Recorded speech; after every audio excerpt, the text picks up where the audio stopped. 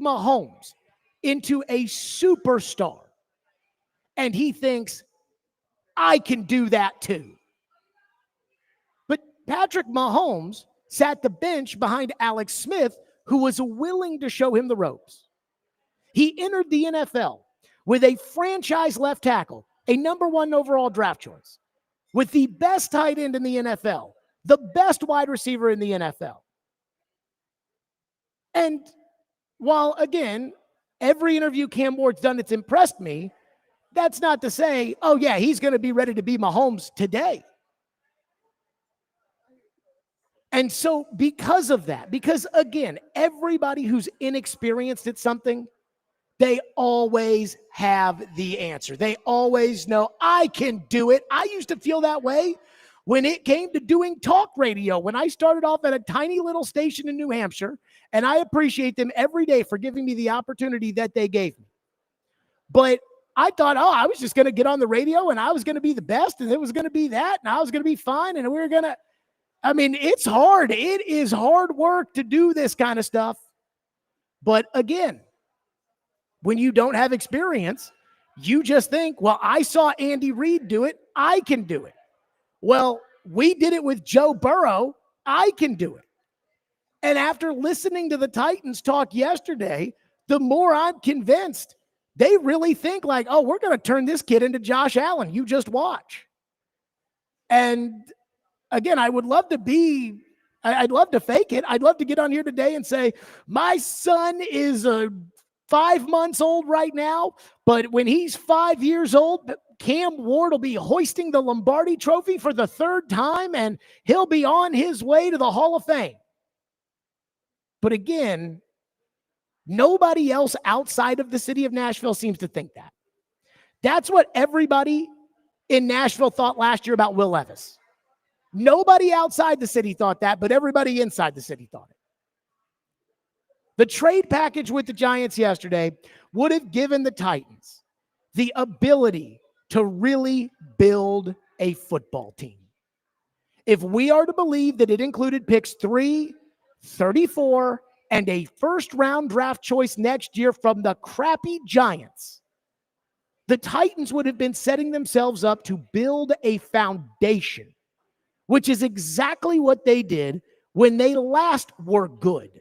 They built a foundation with a trade of the number 1 pick that allowed them to draft Jack Conklin, Derrick Henry, Corey Davis, and Jonnu Smith to go along with their own draft picks like Kevin Byard, Harold Landry, Jeffrey Simmons, and A.J. Brown. That's how you build a team. It would have given them more throws at the dartboard so they wouldn't have to get every single pick right. And they didn't get every single pick right then. It would have given the fans hope that, hey, even if they had a bad season this upcoming season, at least they're going to be picking 3rd and 5th next year. But it takes modesty to be able to do that. It takes a certain level of being humbled to understand how hard it truly is to identify, evaluate, and develop a franchise quarterback in the NFL if they're not Peyton Manning. Again, all of these guys think it's a lot easier than it actually is. I'm sure the Jacksonville general manager, who's 34 years old and comes from the Rams, thinks, I saw how Les Snead did it by screwing away all the picks, and that's what I'm going to do. Again, all these guys think it's easier than it actually is. Brian Callahan said that repeatedly last year. Yeah, you think it's one thing, and then you become head coach, and it's a lot harder. I will tell you, for about the first 35 years of my life, I said, when I'm a parent, I will. Trust me, it's a lot harder in actual practice. That's why I begged the Titans. When they decided to fire Rand Carthon, unfortunately, they kept Chad Brinker. We'll see. But I begged them to hire an experienced general manager. Somebody like Rick Spielman, somebody like Thomas Dimitrov, who has built a Super Bowl team in the past because he's been humbled, because he knows how hard it is. I can't tell you how many old football people I've talked to over the years that say things like, man, I had to learn that the hard way. And I'm sure with you and your job, there are things where you had to learn it the hard way. When it comes to the Titans and taking a guy who, once again, by all accounts outside of the city of Nashville, would have been battling with Bo Nix and Michael Penix for QB6 or QB7 last year. When it comes to doing that and just saying, well, we think he's going to be a franchise guy with very little infrastructure and very little capital to build around him what the franchise quarterbacks walked into, shows me the lack of experience that the Titans have, a lack of understanding. No matter how many times I'm sure they've been told, this is hard. This is tough. This is not easy to build a franchise quarterback. I lived through the excitement of Vince Young and Marcus Mariota. There wasn't really all that much excitement for Jake Locker, but there was a lot of excitement this time last year for Will Levis. Instead, the Titans, instead of being able to build the football team and really get the draft capital to reset a lot of mistakes that have been made in the past by multiple general managers, the Titans went with the we know best, trust us route. And while Cam Ward absolutely has potential, the Titans have been going with the trust us route for about 3 or 4 years, maybe even longer. And that's the same trust us route that led you to the first overall pick in the first place. I hope I'm wrong. I really do. I hope that my son owns 10 Cam Ward jerseys because he's the quarterback for the next 17 years. And by the time little Jack Stillman is looking to pick colleges, Cam Ward is still the quarterback of the Titans on his way to Canton. I really do. I hope Mike Borgonzi, with no experience as a general manager, does have all the answers. I hope the Titans do have a plan, and not just a concept of a plan for developing a quarterback, but as a realist.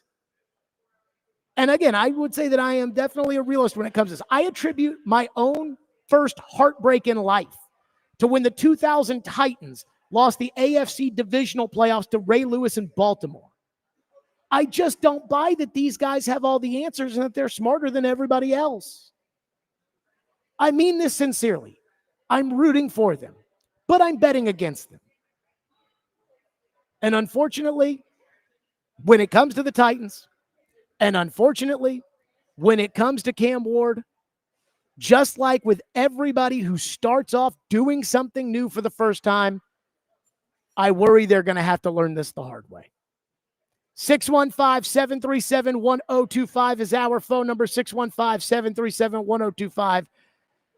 I tried to sell that whole I've changed my mind, I'm all in on Cam Ward thing at the beginning. I'm not sure it played very well because again, that package from the Giants, that was a wipe out the credit card debt and get this thing started again. And instead, the Titans are saying, nope, we think we're drafting Joe Burrow here. We think we're drafting John Elway. We think we're drafting Peyton Manning. And we'll see who's right 3-4 years from now. 615-737-1025 is our phone number. That's how we're starting. 615-737-1025.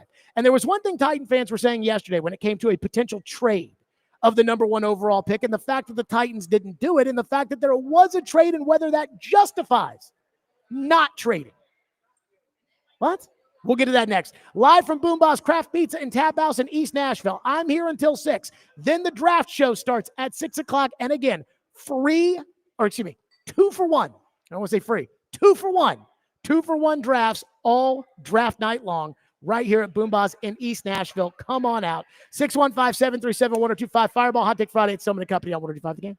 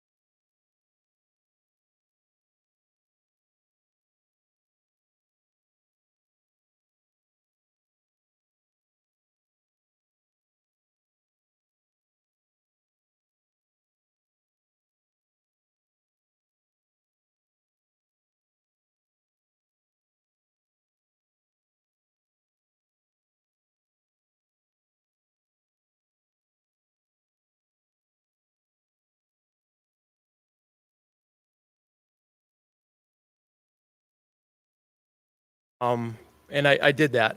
But, I think we came to a decision that, we weren't going to move off that pick and we wanted Cam.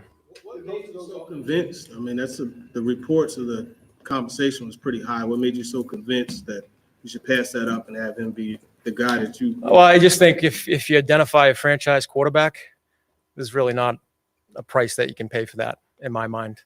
Like I always said, that's the most important position on all of sports. And, if you come to a consensus, and we did, that he has the potential to be that, like I said, he's a young quarterback and he still has a lot of things to work on.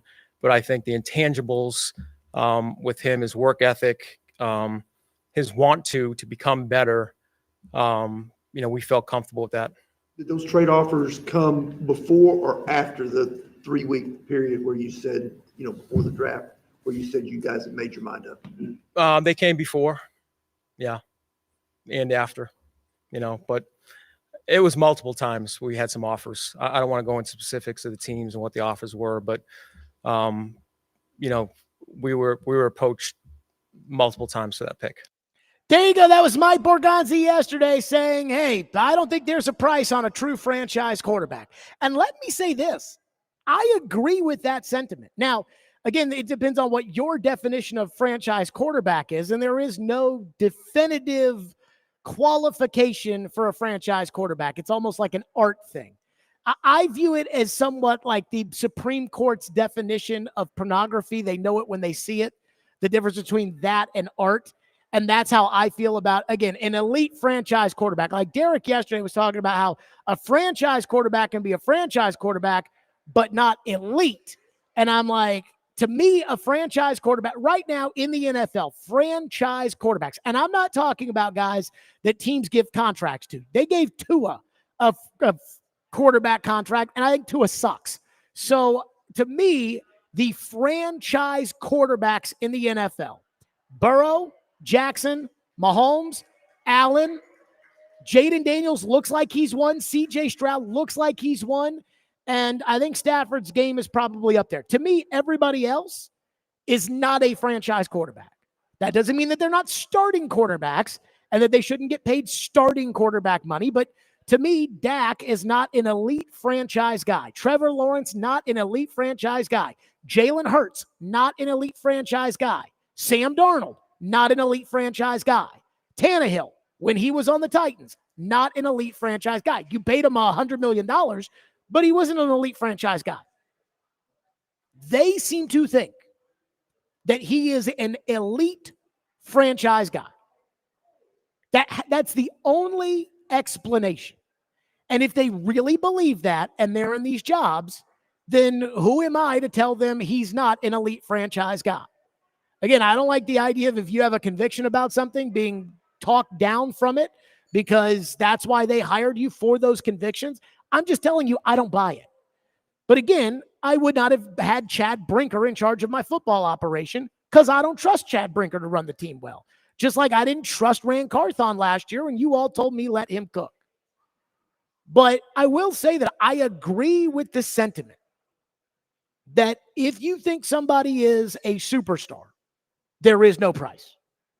If I was sitting there and I had done the evaluation on Joe Burrow and I knew this is the guy to be the next John Elway, then I would have done it. That there's not a price on Dan Marino. There's not a price on Joe Montana. There's not a price on Tom Brady. You could have called me after Tom Brady won his first Super Bowl and asked for 10 number ones, and you would have been smart to say no. And if they really believe that, fine, take them. But there's one thing Titan fans kept saying to me last night after, again, Adam Schefter dropped the nugget of what those offers were, the Giants offering next year's 34 and more in order to move up to number one, that Titan fans kept telling me, which was, well, the Giants offered all that for him, so he must be that good. No. The desperate Giants looking to make a trade to take the quarterback does not make me think, oh my God, you're right. He is Patrick Mahomes. Why? Because dumb teams do dumb things. I had a college coach text me last night during the draft and said, there's a lot of bad GMs. And then he said, how do you take Loveland over Warren? Like, these college coaches are watching the draft thinking, are these guys morons? Jerry Jones, a guard with the 12th overall pick. The Bengals took a sacker to replace the NFL's leading sacker, who's had 17 and a half sacks the last 2 seasons, with a guy that doesn't sack the quarterback in college. The Giants are both dumb and desperate. It's why nobody is willing to do the offseason Hard Knocks on HBO anymore, because Joe Shane and the dopey Giants looked so stupid last year. The Giants missed on Daniel Jones, giving him an extension and ultimately choosing him over Saquon Barkley. They missed on trading for Drake May last year, passed on J.J. McCarthy in the draft, and so they're on super thin ice, and they need a young quarterback that can make their owner and fans feel like they're headed in the right direction. They are a car salesman who is begging you to let him ring the bell by Friday afternoon, or else he's getting let go.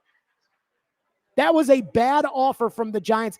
If Cam Ward is as good as everybody else outside of Nashville thinks Cam Ward is,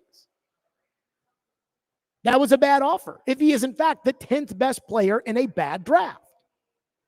And so the Giants making that offer to the Titans, that does not confirm the idea that the Titans made the right call, and all of a sudden their quarterback is John Elway as a prospect.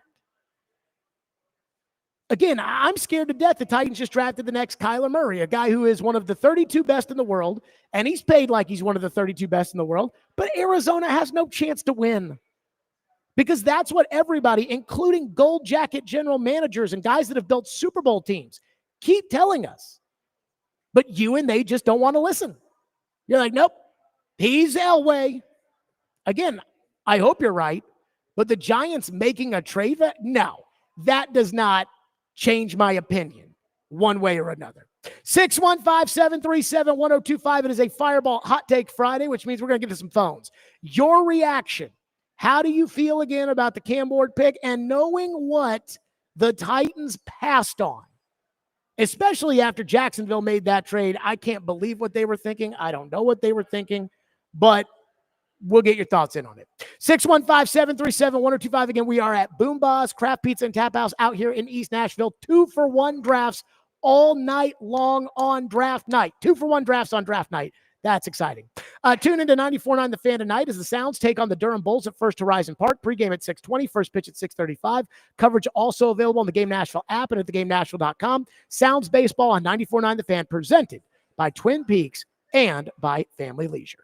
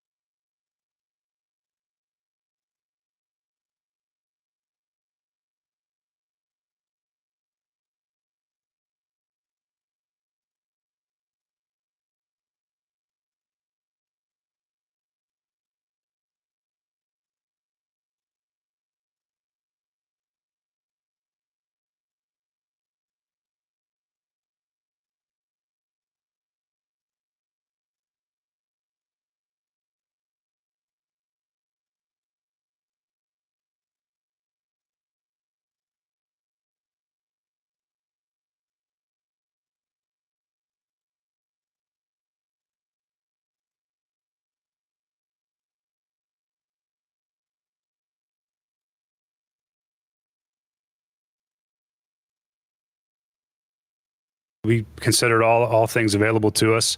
As far as when and where and how much, that doesn't really matter now at this point. But those conversations, those offers, we did our due diligence, and ultimately we just felt like Cam is a player that we weren't going to let go anywhere else except here to Tennessee. So we arrived at that consensus. It took a lot of work to get there, and I don't think at any point since we made that decision, there's really wasn't any conversations past that. I said it before that I think when you have an opportunity to add a caliber of quarterback like Cam, those things are priceless. There's no price you put on that from draft capital standpoint, because those players end up being what you think they're capable of. Those picks don't matter when it comes to future picks and draft capital, because he's got the ability to be a really fantastic quarterback. Okay, there you go. That was Brian Callahan yesterday. Again, echoing the sentiment that I believe the Titans think they just drafted Joe Burrow. Like, they think they just drafted Peyton Manning. They think they just drafted John Elway. They think they just drafted, when you hear these old guys talk about, man, Andrew Luck coming out of Stanford, the way he threw the ball, you could see it. Like, that's what, again, it sounds like the Titans are talking about. And I keep hearing Borgonzi and Callahan talk about, well, we felt like we had to go through the process. We felt like we had to listen to the offers. We felt like we had to. We felt like it kind of sounds like a corporation where it's like we felt like we had to interview 6 candidates because corporate mandated that we interview 6 candidates. But we already knew we were hiring Jimmy because he's Johnny's cousin. So that's why we decided to do what we did. That's the vibe I get, that they went into this process with their mind completely made up. And again, in the case of Caleb Williams last year, and I was not a Caleb Williams fan, but in the case of Caleb Williams last year, I get it. Like, he was the top player the entire year on the board. He hadn't done anything that last year to dispel that notion. And look, you do your due diligence on Jaden Daniels and Drake May, but you got to take Caleb Williams. I'm sure Indianapolis met with some other prospects, but they were always going to take Andrew Luck. Like, that's kind of how this, but nobody else except for Callahan and Borgonzi and Brinker apparently think that this guy is Joe Burrow. And that is, I guess, the dichotomy between me and the Titans. So I've gotten a bunch of texts into the text line like this. Our phone lines are by WilsonCountyHyundai.com. Jared, you're never happy no matter what the Titans do, are you? And here's how I'll respond to this, because a lot of people have said, like, oh, Jared, just be positive. Oh, Jared, I said for months, this is not the route I would choose to go. I told you right away. I said, look, this bad quarterback class, I've watched the tape. I think he's a first-round draft pick, but I would not risk my career on Cam Ward. I was listening to Boston radio on my drive in because Vrabel took a short-arm tackle after I got lectured for 2 years about how Skoronski can't play tackle because his arms are too short. So then Vrabel goes and does the same thing, and I guess he's going to play him at left tackle. But I was listening to Boston radio, and everybody on Boston radio, they were like, well, you had to do what was best for Drake May. You had to do what was best for Drake May. They got to build for Drake May. Drake May, Drake May, Drake May. You do know we have no idea if Drake May is going to be any good. Like, Drake May last year didn't win any games. He got beat here, and I know he made that amazing throw at the end of regulation to send the game into overtime, but Drake May turned the football over 3 times, including one to seal the game and one that gave the Titans pretty much their only touchdown, I believe, of that entire game. I have no idea if Drake May is going to be good. Now, I did like Drake May as a prospect coming out, and I would have taken Drake May number 1 overall. But the point I'm making about Drake May here is that this time next year, if the Titans win 2 games, if the Titans win 3 games, if the Titans this time next year, instead of saying, did we whiff on Cam Ward? It's going to be, well, we got to help out Cam Ward. And so that'll be another year. And then they'll get rid of the coaching staff and get in a new coaching staff. And then we'll be told that in 3 years that, well, it wasn't this coaching staff that brought in Cam Ward. And that's how you become the Chicago Bears. That's how you do it. Now, again, there's a chance that Brian Callahan is right and that Mike Borgonzi is right and that this guy is absolutely a stone-cold killer at quarterback. The same way Patrick Mahomes is a stone-cold killer at quarterback. The same way Joe Burrow is a stone cold killer at quarterback. It is possible. And I hope I'm wrong. You say you're never happy. I hope that we can sit here on the radio and talk about, man, I'll tell you, I've never been more wrong and never been happier in my life to be more wrong. I root for the Titans. So yes, I want them to be, but you're like, oh, why are you never happy? Because they suck. And they suck because they keep making bad decisions. And every time I say don't do that, they do it. And then it blows up in their face. And they're like, why aren't you ever happy? Because they suck. And it's totally avoidable. And this all started when the owner fired the general manager when they were in first place in the middle of the season. And everyone's like, yeah, way to go.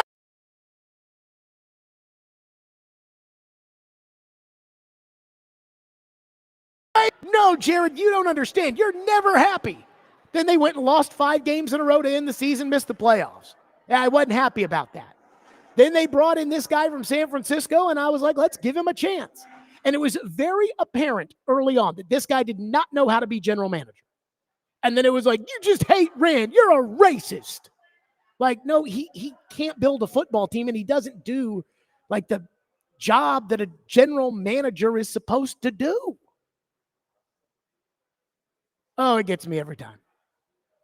One texter into the text line. Again, these people are getting so. If you're mad, I don't.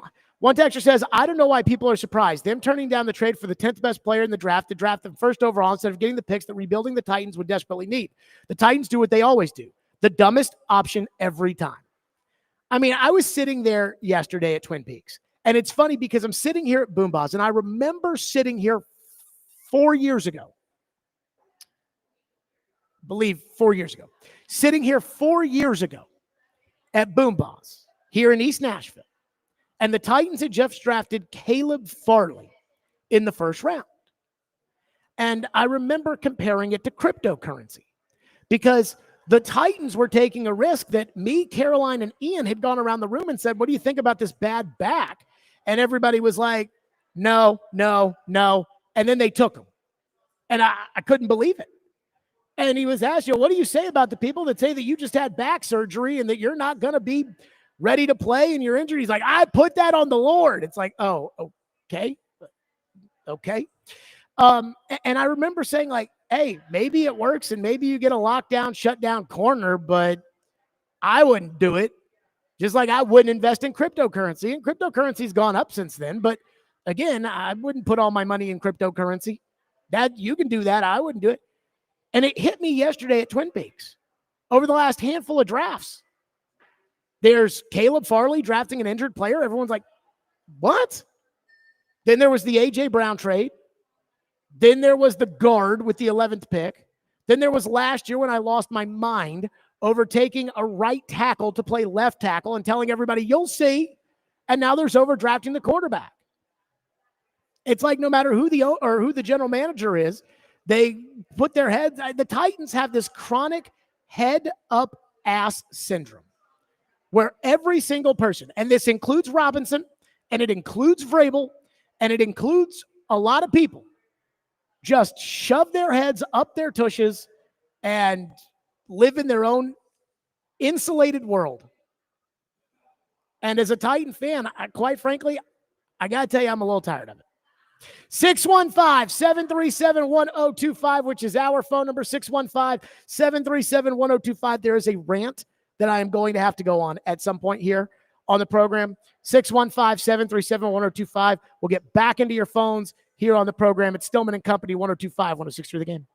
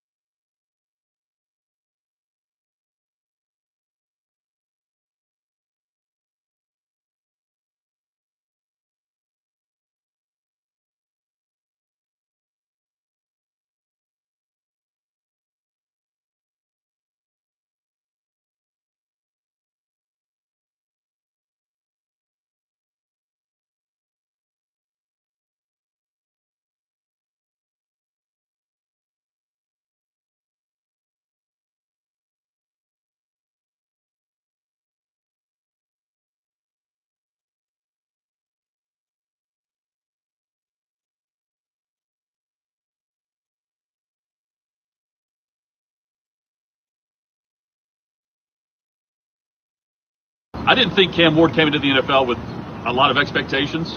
Now he does. #1 overall, and it's what the Titans turned down and what the Giants offered. This year's first, a second-round pick, and next year's first-round pick for the quarterback. And the Titans said, no, we're drafting him. They think he doesn't just play and have the athleticism of Patrick Mahomes. That's an offer that teams believe he will be, and the Titans certainly do. I think he's very good. The Titans think he's going to be great. I'm surprised they turned down the trade because they need more players than just one quarterback. Jonathan Hutton, the man that should be the voice of the Tennessee Titans, Jonathan Hutton, last night on Outkick saying, I mean, hey, I thought Cam Ward was going to be good, but you turned down that package, and he better be freaking Joe Burrow. You know, I heard Derek today say on DVD that he said he's putting his foot down today. He says Cam Ward's going to be elite. He says he's going to be great. So, hey, I hope he's right for the Titans' sake.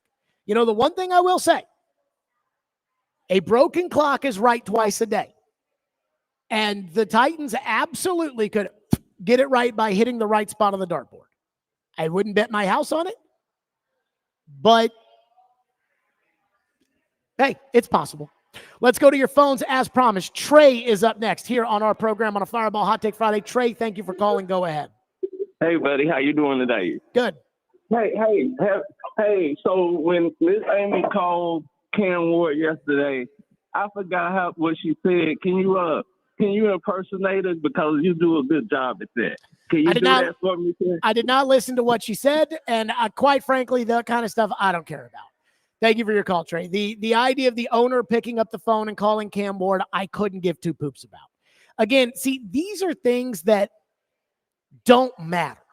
I know fans like it, and I'm not trying to be Mr. Piss in everybody's cereal today, but I'm just being honest.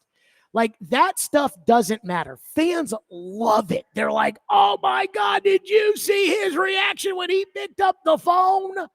Like, I got to tell you, the thing that's driving me crazy is every interview I've heard Cam Ward do, and outside of his press conference, which kind of rubbed me the wrong way a little bit, every other Cam Ward interview I've heard has been fabulous. And every interview he's done, they've asked him about, Cam, can you talk about going from Incarnate Word and being a 0-star recruit to now being the #1 pick in the draft? Like, I'm tired of hearing that the guy was a 0-star recruit. Like, dude, who cares about what happened in 2020? It's 2025 right now. So that little stuff, you know, what about the phone call? I don't care. DJ says the Titans will be in the same position next year.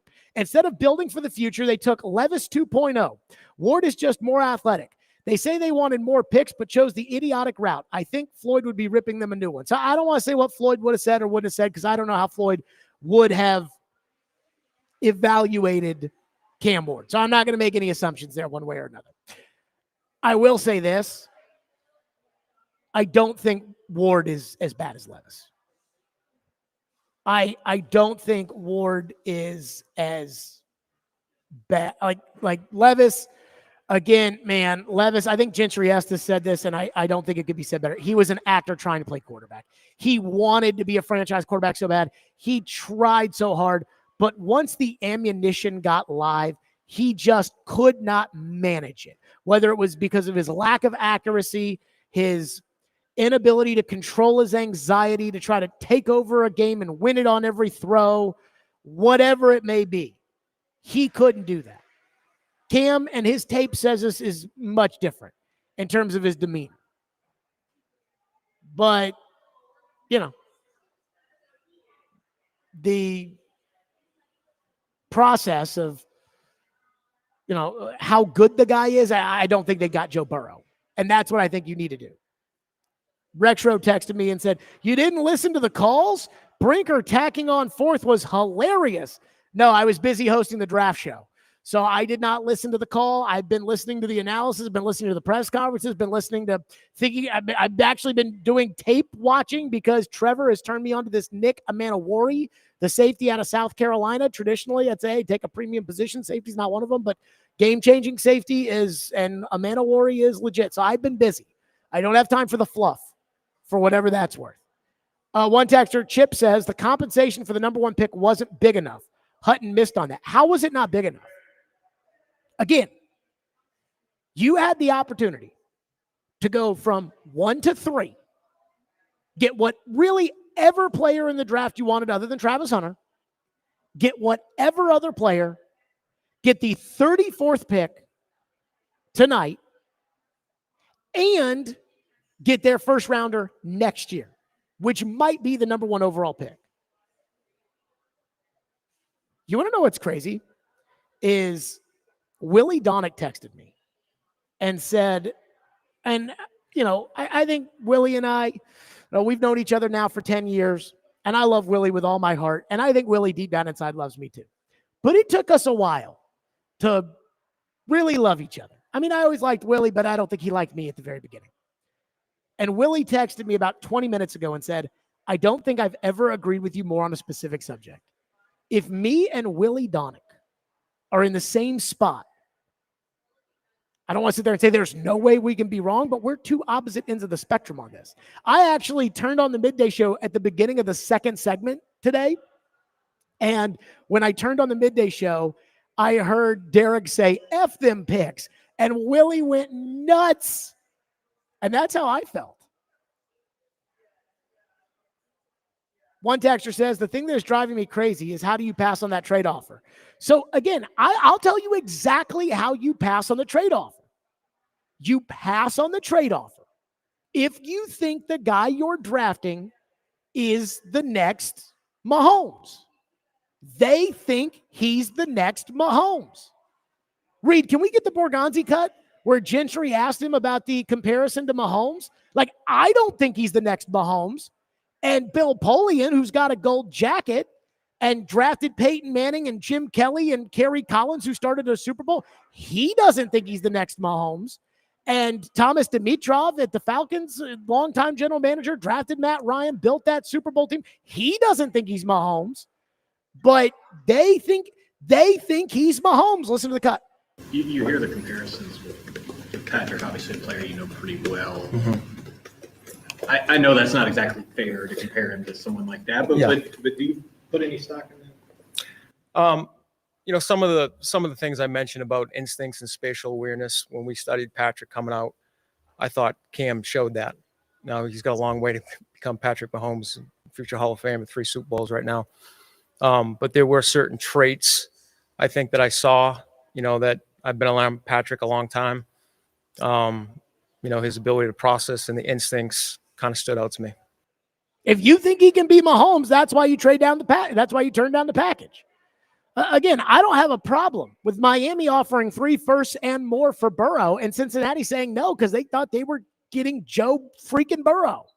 And 2 years later, they were in the Super Bowl. So I understand how you turn down the package. I just don't think Cam Ward is Joe Burrow. I just don't think Cam Ward's going to be that good. I don't think he's that good now. I mean, right now, if I were the Broncos and a team called me and offered a top of the first round pick, their first next year, their second, and more for Bo Nix, I'd do it. Because I can go get, again, every year there's a Baker Mayfield out there. Every year there's a Sam Darnold out there. Every year there's at least one legitimate starting caliber quarterback.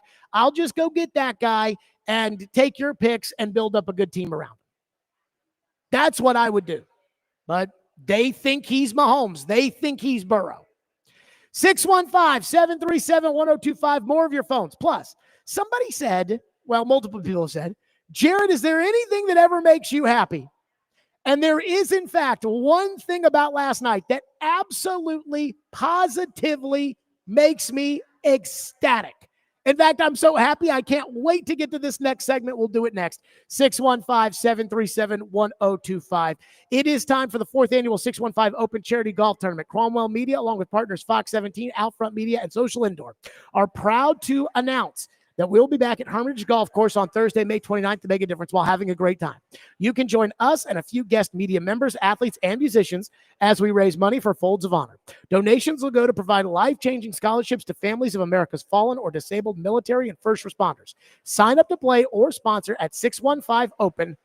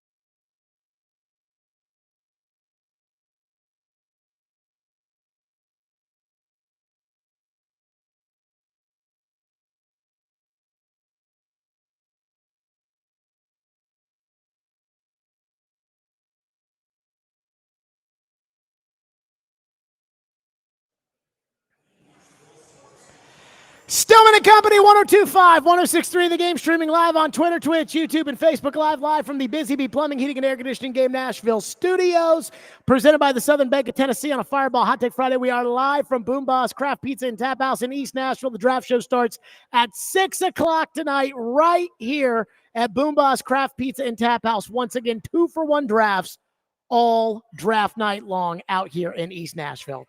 So people say, Jared, are you ever happy? I mean, you're complaining about the Titans. They didn't sign the quarterback you wanted them to sign. They drafted the quarterback you didn't want them to draft. They didn't get the package you wanted them to get. Are you ever happy? And I will tell you, I am not. And I promise you, I am not anhedonic for anybody out there that was wondering. Because last night, I enjoyed every second of watching Shedeur Sanders fall out of the first round. Every second of it. Last night, I couldn't go to bed. You know, I don't drink caffeine, but when you're on the air from 2 until midnight, like we were last night, you know, I had a couple of diet pops.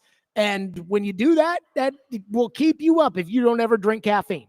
So last night, I'm sitting there in bed, and I'm like watching the videos of Mel Kiper just blowing gaskets on the draft coverage last night.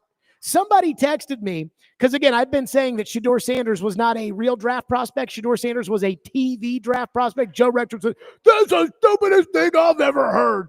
And then Shedeur Sanders didn't go, which I thought was right. Somebody texted me last night, said, Joe Retro could not be more wrong.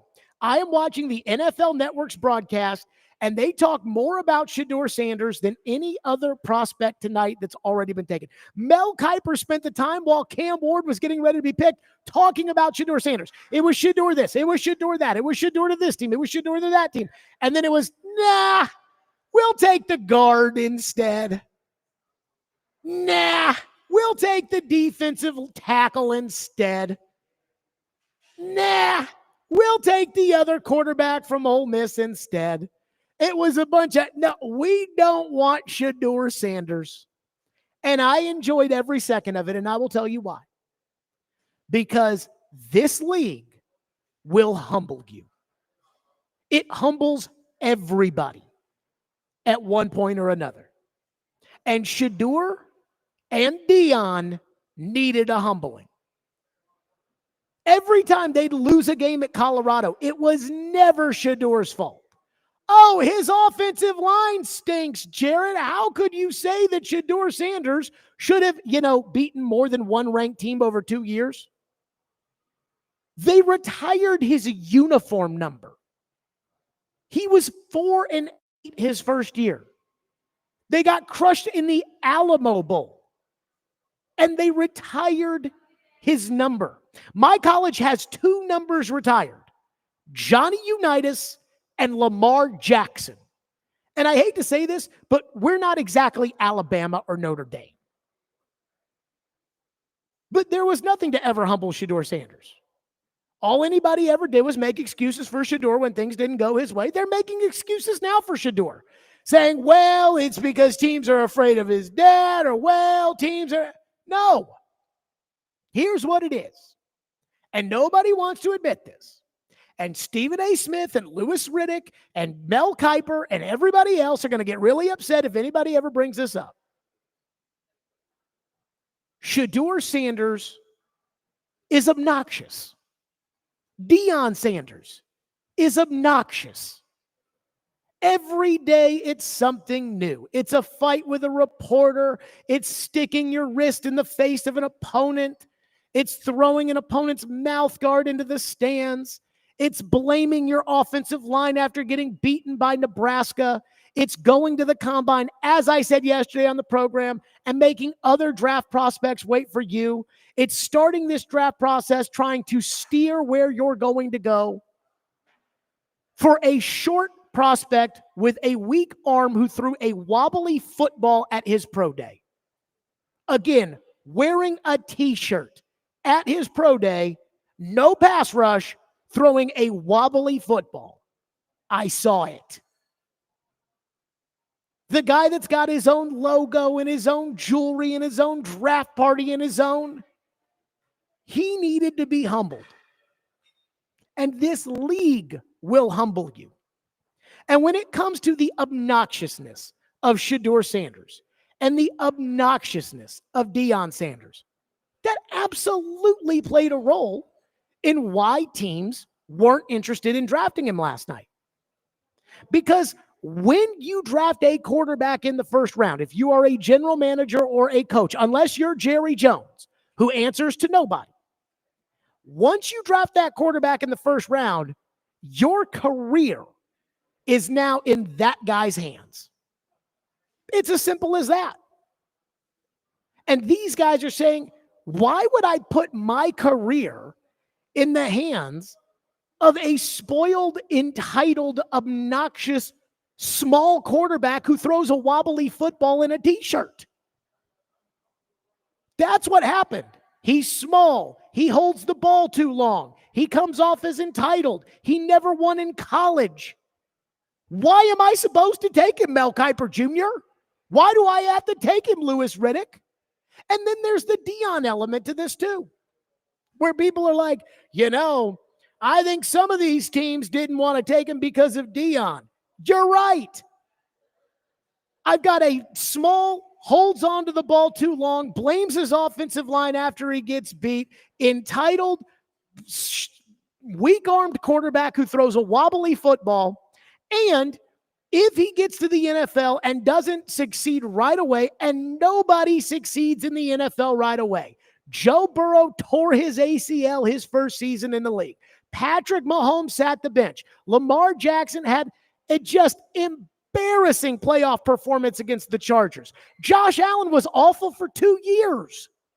If Shedeur Sanders gets to the NFL and has a hiccup, which every young quarterback has, you think Deion is going to sit there in Boulder and not blame the coach and not blame the line and not blame the... I'm sorry.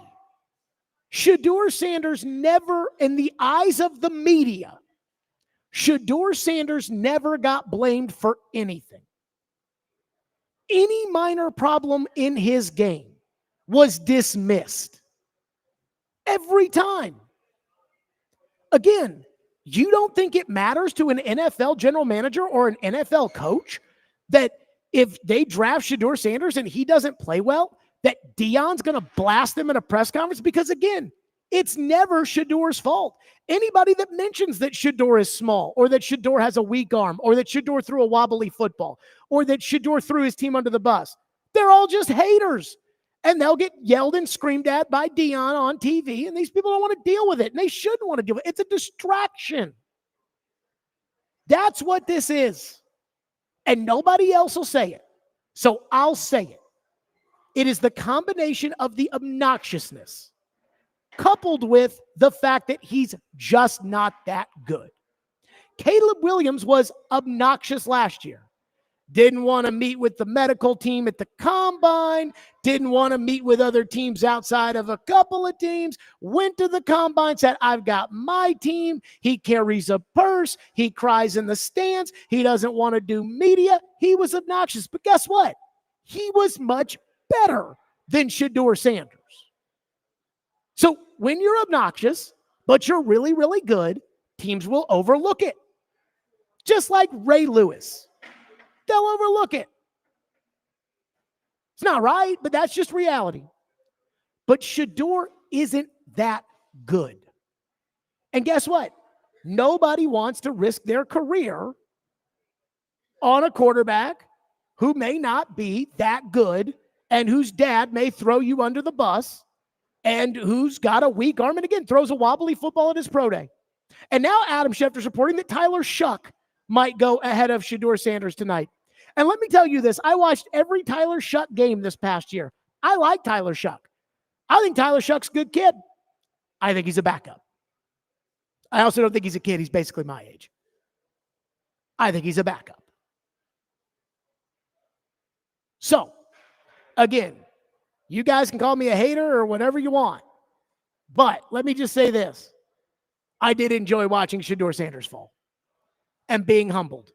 And the media people out there that are afraid to ever say, he's kind of obnoxious, getting their comeuppance for pushing him up as a TV prospect. He's more of a pro wrestler right now than he is a pro football player. And I'm just telling you how it is. Bob is up next here on our program. Our phone line is by WilsonCountyHunter.com. I did have to get that ran off my chest. Bob, thank you for calling. Go ahead. Hi there. How you doing? Good, go. Okay, for tonight, looking forward, what did the Titans do at 35? And where do you think Shedeur goes tonight? So I said on the midday show, thank you, Bob. I said on the midday show, I think that Shedeur goes at 33, but the more I think about it, the more I'm like, you know what? I think there's a chance Shedeur may not go in the second round. I really believe that. That again, I said this when they took Will Levis in the second round. I said, Vrabel and Rand Carthon's jobs are now tied to that guy. And he did not work out, and Vrabel and Rand Carthon have been fired. Take a quarterback in the second round, your job may be dependent on, and again, I don't know if these guys want to put their job in the hands of Shedeur Sanders. Corey Curtis, News 2, joins us next. His reaction to last night, the trade package the Titans turned down, his reaction to what he expects today. I don't know if that's really a reaction. We'll get to that next. 615-737-1025 here on the program. This week's Nationals Best Deal is Fog Street Lawn Club, Nationals' premier soccer pub and rooftop. Fog Street Lawn Club offers scrumptious bites, British lawn bowling, and premier soccer pub vibes. Get half off a $30 gift card now at theGameNational.com/deals and dive into the ultimate rooftop experience.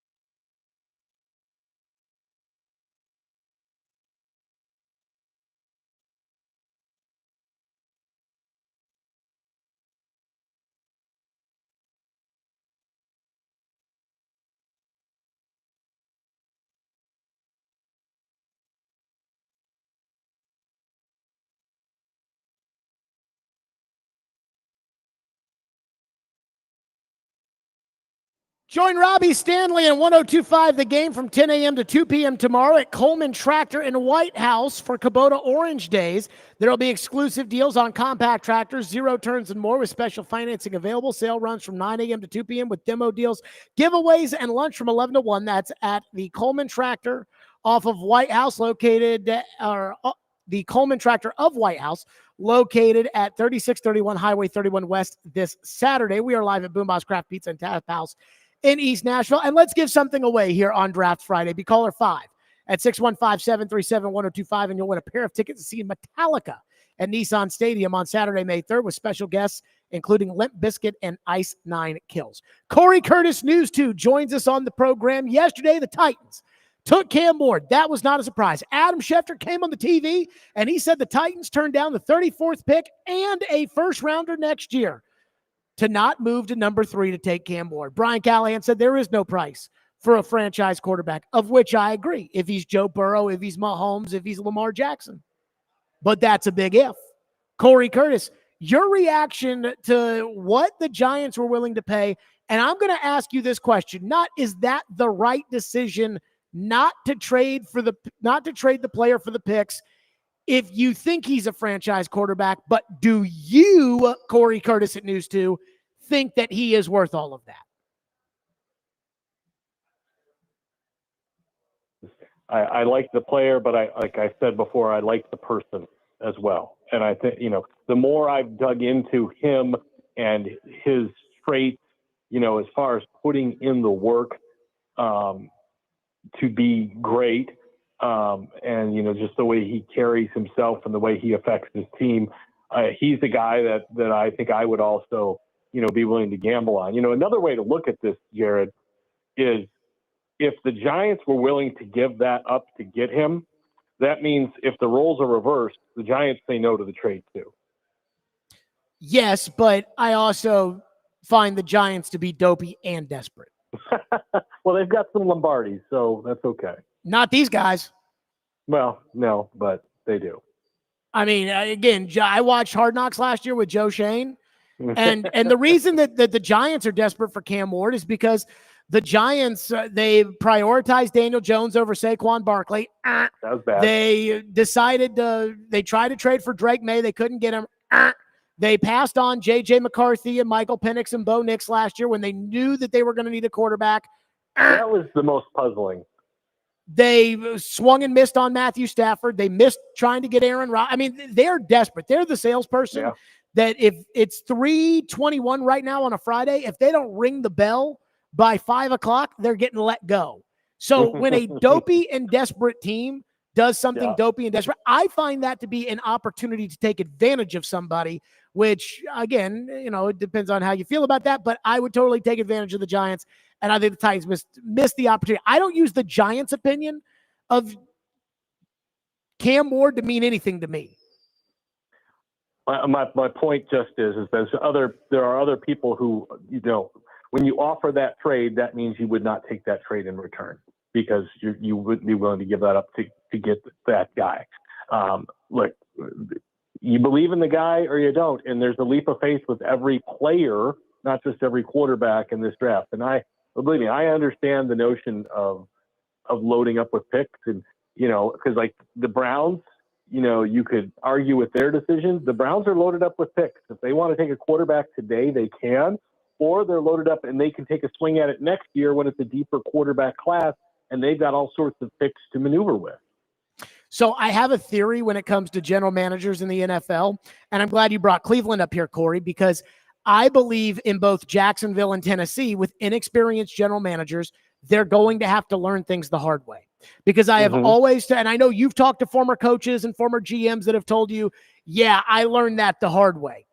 Jacksonville, I don't like the trade that they made. I look at Cleveland, and I'm glad you brought them up because I think Cleveland has learned a lot of lessons the hard way over the last couple of years. The Deshaun Watson one being an example of that.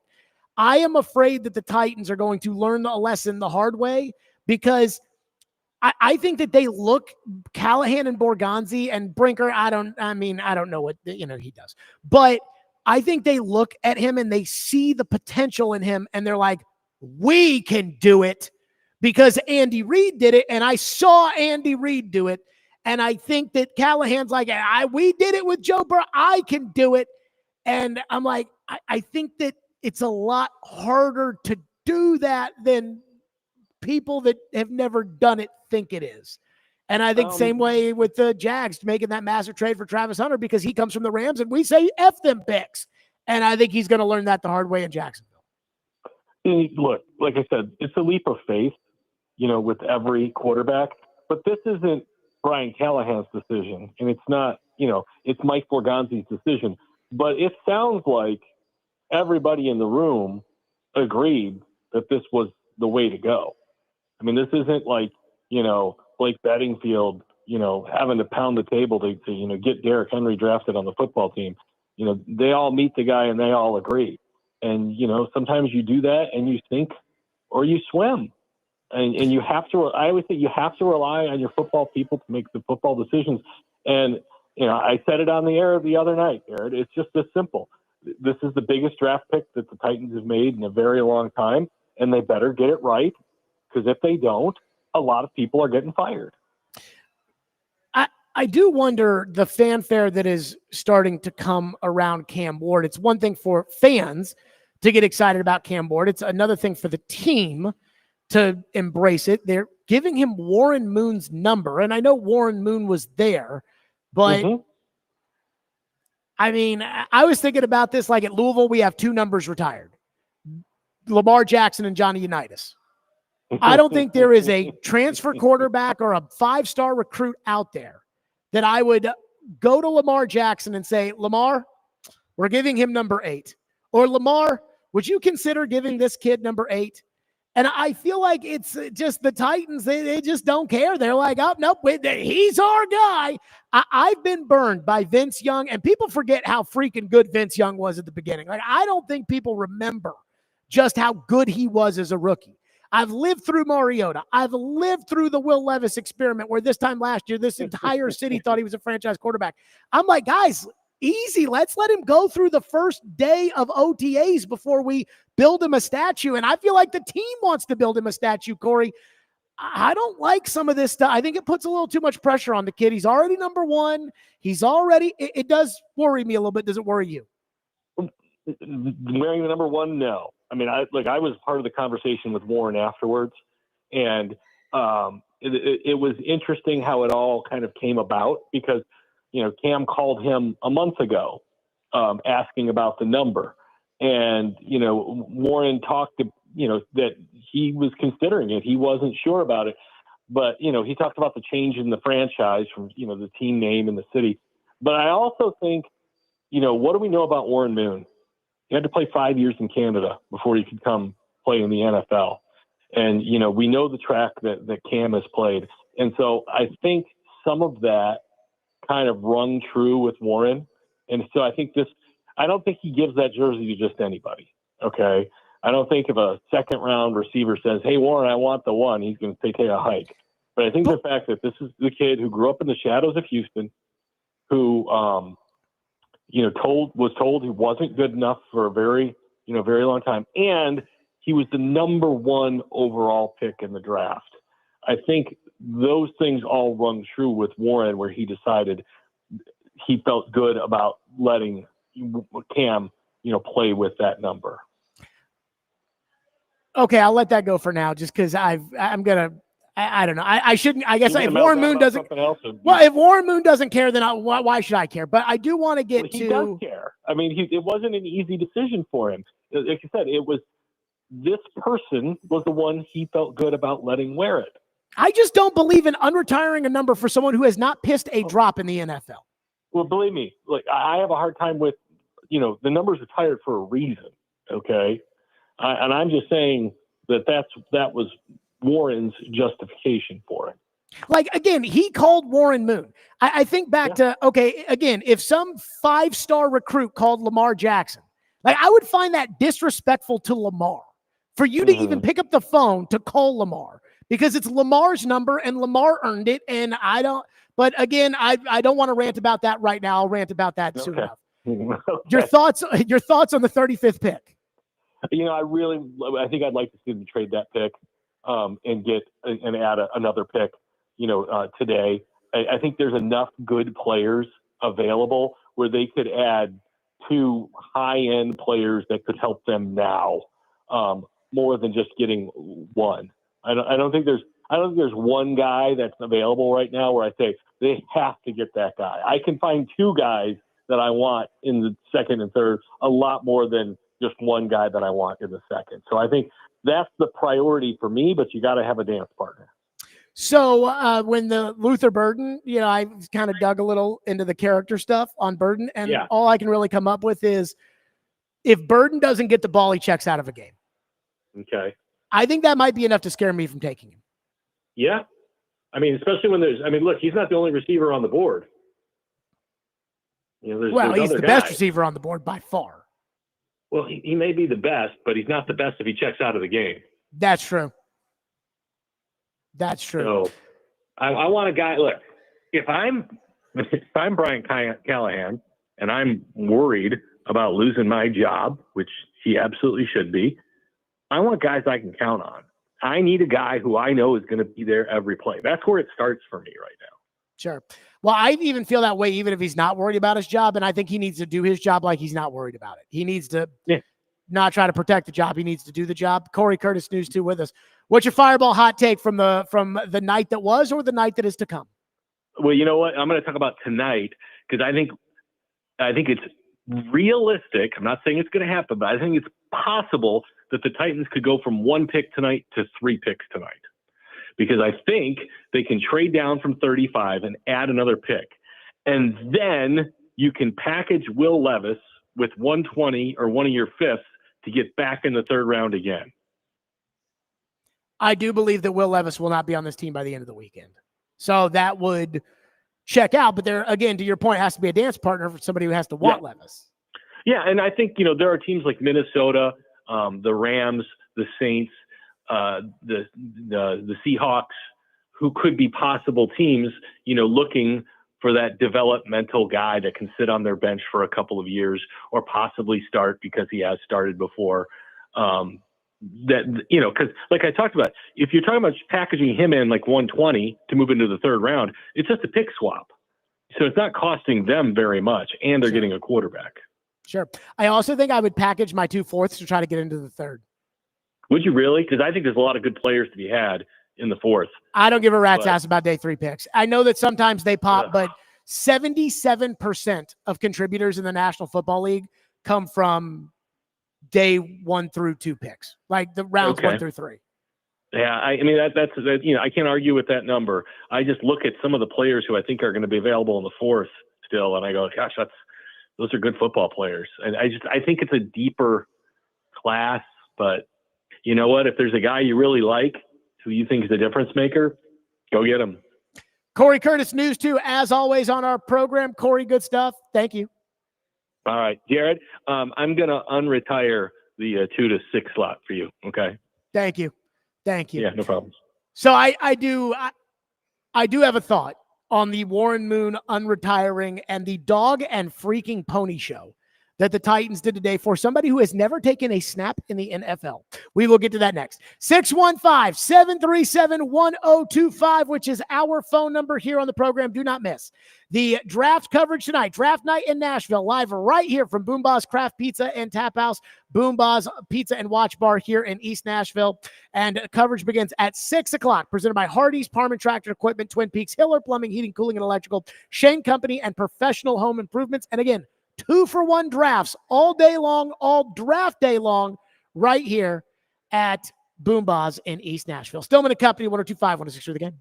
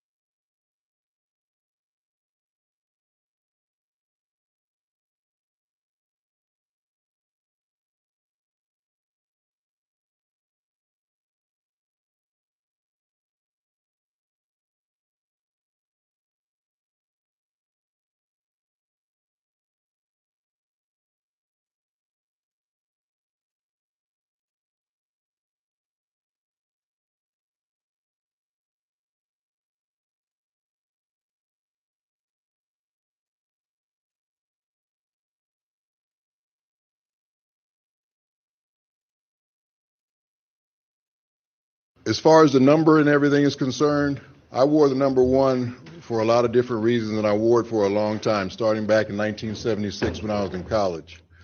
And I think I wore it very honorably for the Houston Oilers organization, to the point to where I created a Hall of Fame career for myself. Now I'm part of the Tennessee Titans family, and my Houston Oilers jersey will probably never be worn again. I hope it won't. But the Tennessee Titans jersey is going to be worn by Cam, and Cam will be starting a new, not regime here, but just a new freshness in this organization to kind of revitalize it and get it back to where it was a number of years ago, one of the more successful organizations in the league. So I'm excited to see what he's going to do with his legacy wearing this number. And I'm proud of the things that I did to establish my legacy with the time I wore that number. So Cam, I'm going to be watching your career. I'm here for you. I'm going to help you as much as I can possibly do it whenever you need me. And just wish you the best of luck. Congratulations on being the number 1 overall pick. That was Warren Moon earlier today. As everybody knows, the Titans are unretiring number 1, and they are giving it to Cam Ward. And hey, Warren Moon is okay with it. He was there at the press conference. He gave it to him. He took a picture with him. It's his number. And so I know my feelings on this are going to make me seem like normally you'd say an old curmudgeon, but I'm not old. So a middle-aged curmudgeon, a young curmudgeon, whatever you want to call it. I hate it. I hate this idea of unretiring Warren Moon's uniform for some guy who has never taken a snap in the National Football League.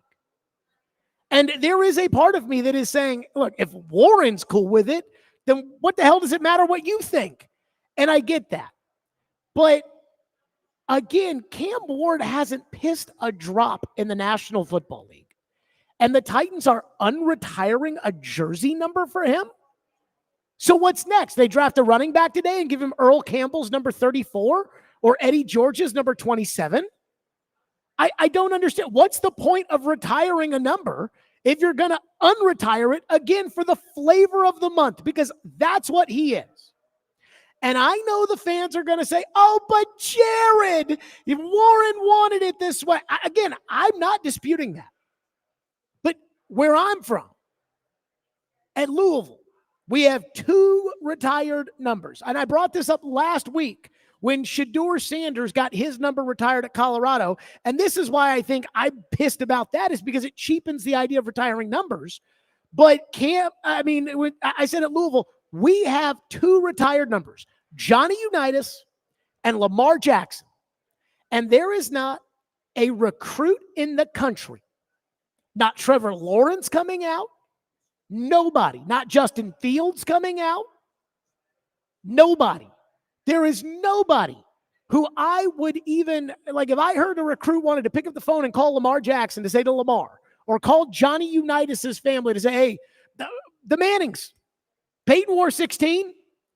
If somebody called and said, hey, the latest Manning, he wants to wear 16, is it okay? Because Johnny, you wore 16 at Louisville. Is it okay if he wears 16? I'm like, no, don't disrespect Johnny Unitas that way. Don't disrespect Lamar Jackson that way. Like, again, is the number retired or is it not? I think some of this has to do with the fact that, again, Warren Moon wasn't a big deal here in Nashville, but it's still, to me, like Titans history is Oilers history. And I do take that seriously. And I do get pissed off when all those people in Houston get all their panties in a wad because we want to wear the Oiler uniforms. Well, it's not your team. So you're not allowed to have it.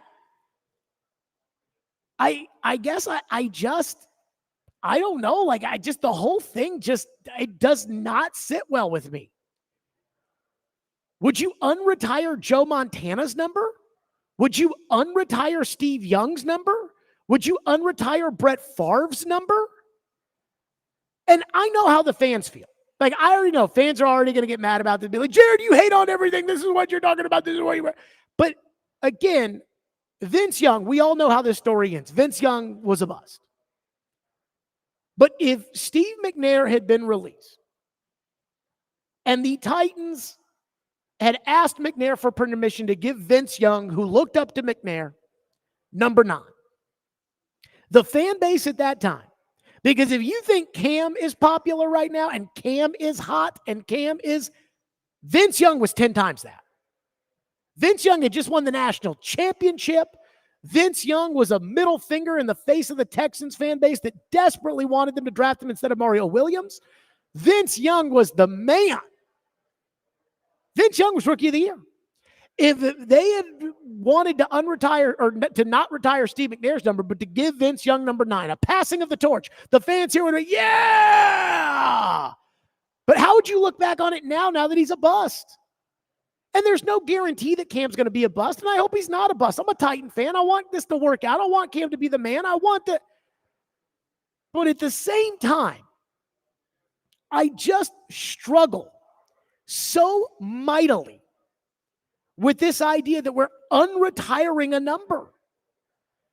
If we're going to unretire it, again, to give it to somebody who has done nothing in the National Football League, what's the point of even retiring numbers to begin with? Again, that's like retiring Shedeur's number, and I'm offended by that because I think it cheapens the idea of retired numbers. I like the fact that at Louisville, the only 2 guys that have ever been retired, Johnny Unitas and Lamar Jackson. If you ain't Johnny U or you're not Lamar Jackson, you ain't retired. That's the standard that you have to hit to get your number retired. And if they ever ask me, hey, is it okay if they unretire Lamar Jackson? No. Again, should the Yankees give up number 3 for Babe Ruth? Well, we did draft this guy in the first round out of Massapequa Community College, and 3 is his lucky number. Babe Ruth played over 100 years ago. Who cares? It doesn't, again, I know Warren's okay with it. It just does not sit well with me. And again, my big thing when it comes to Ward is like, let's just get through the first day of OTAs before we go ahead and build a statue for him outside Nissan Stadium. And again, the fan base is always going to be that way. I mean, I'm sure Giant fans think Jackson Dart is going to be the next Eli Manning because they drafted him and they want him to be the next Eli Manning. They want him to be better than that. They want him to be the next Phil Simms. They want him to be better than that.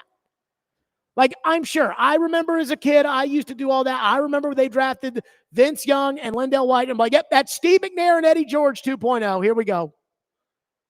So I understand.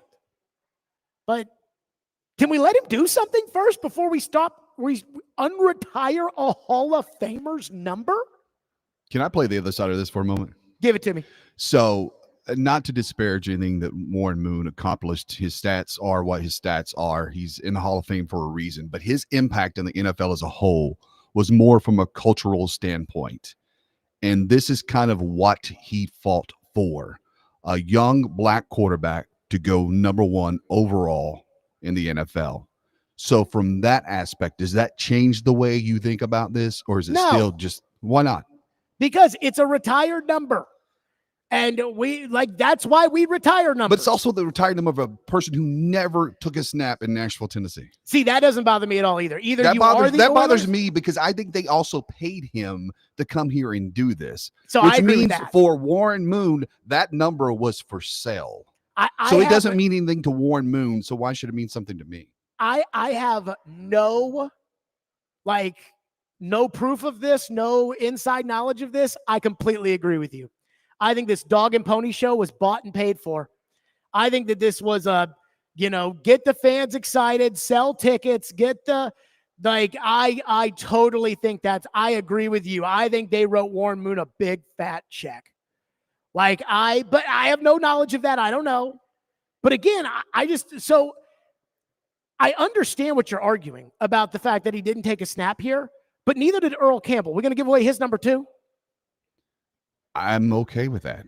I'm okay. See, I'm okay with leaving Earl Campbell. I'm okay with leaving what happened in Houston 40, 45, 50 years ago in Houston. I'm okay with that. I'm one of those people who's I'm not okay with that. I'm not okay with that. And I cannot tell you why, other than I'm like, hey, man, I went to the Tennessee Oilers. That's my team. You don't get that team. That's my team. You do not get Houston. And look, I don't care about Bud Adams not getting a stadium built the way that the Adams family does care about. But for some reason, I want to wear the Oiler throwbacks. I embrace the fact that the Oilers are the Titans. And I think the way Amy has treated the Oiler alumni over the years has been very good because I think that they deserve it because they deserve a home. And I, for some reason, I guess I'm the only one in the world that feels that way. Not even Warren Moon feels this way, apparently. And I like Warren. And I think Warren likes me. But there's just something, too, about the fact that this guy's never even taken a snap. And they're giving him a Hall of Famer's number? It does change my opinion a little bit that Ward initiated this. Like, come on, man. You have, to your point, you've done nothing in this league, and you're trying to dictate what number you're going to wear. I mean, they asked Cam about it today. They're like, so is there like a special meaning? And I'm paraphrasing here, but is there like a special meaning for number 1? And Cam's like, nah, it's just a number. Like, what?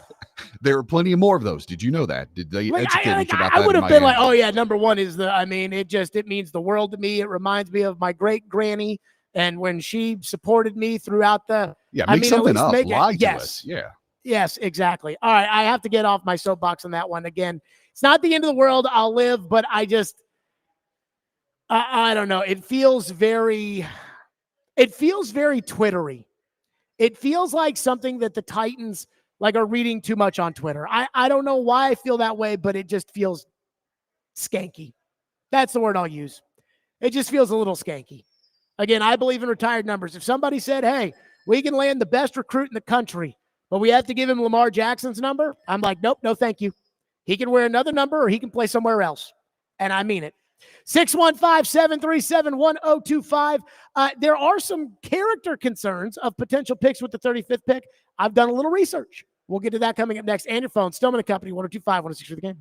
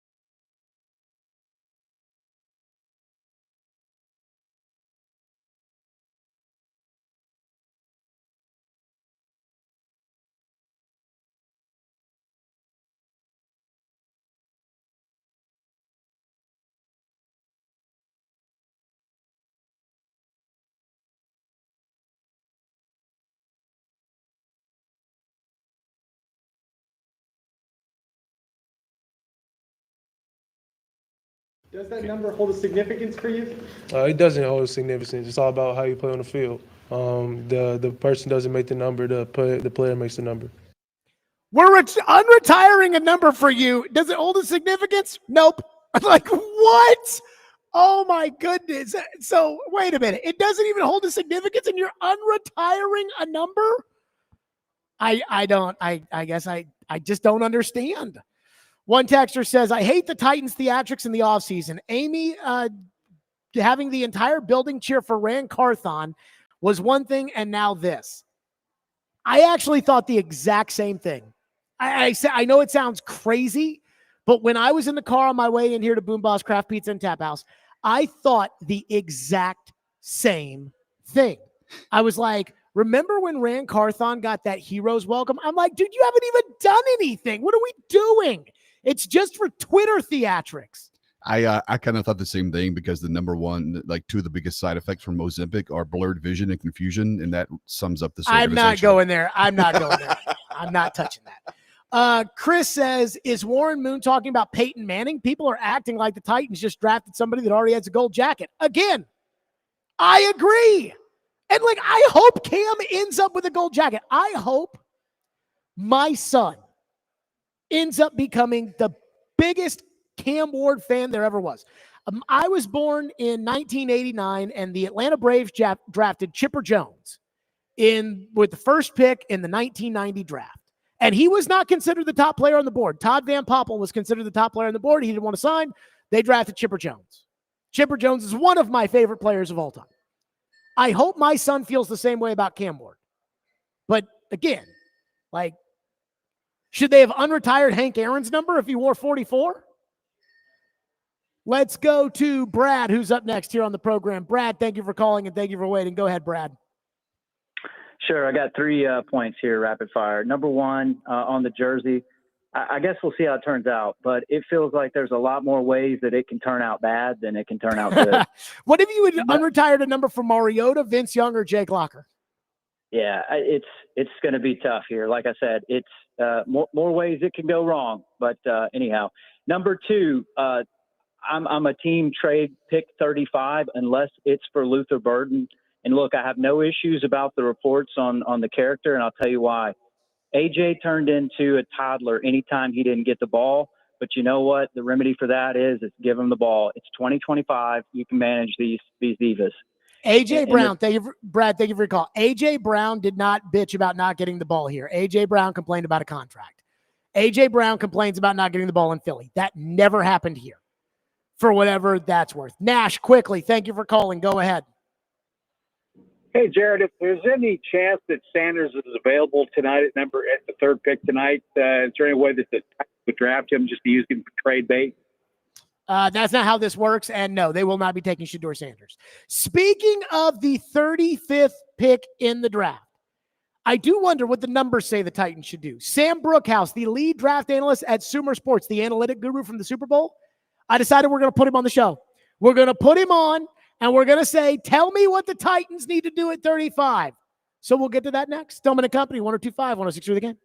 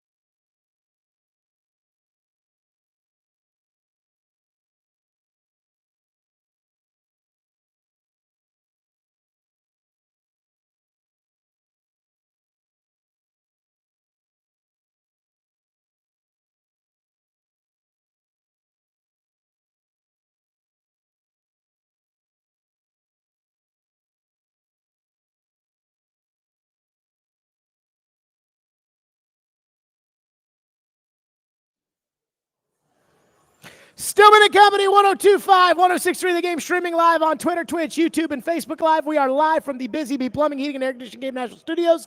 We are presented by the Southern Bank of Tennessee on a Fireball Hot Take Friday. We are live from Boomba's Craft Pizza and Tap House here in East Nashville. Again, the draft show starts at 6 o'clock tonight.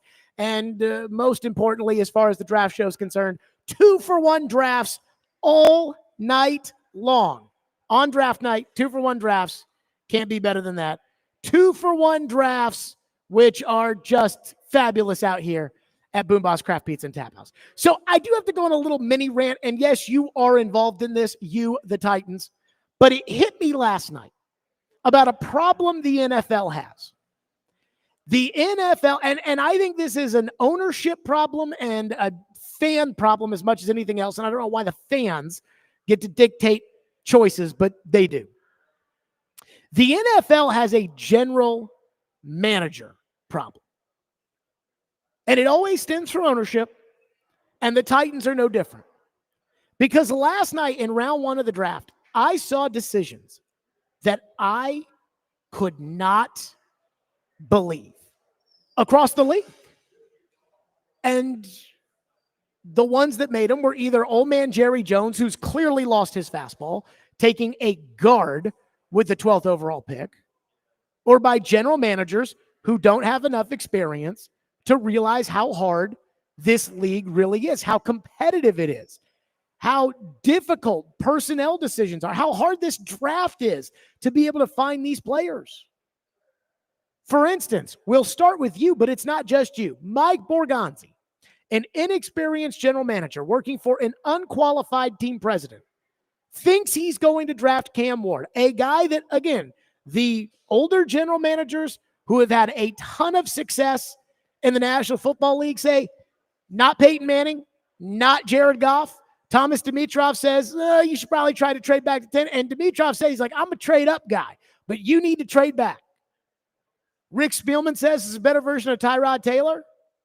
But Mike Borgonzi, an inexperienced general manager, thinks he's going to draft Cam Ward and thinks because he saw Andy Reid do it with Patrick Mahomes that he can do it himself.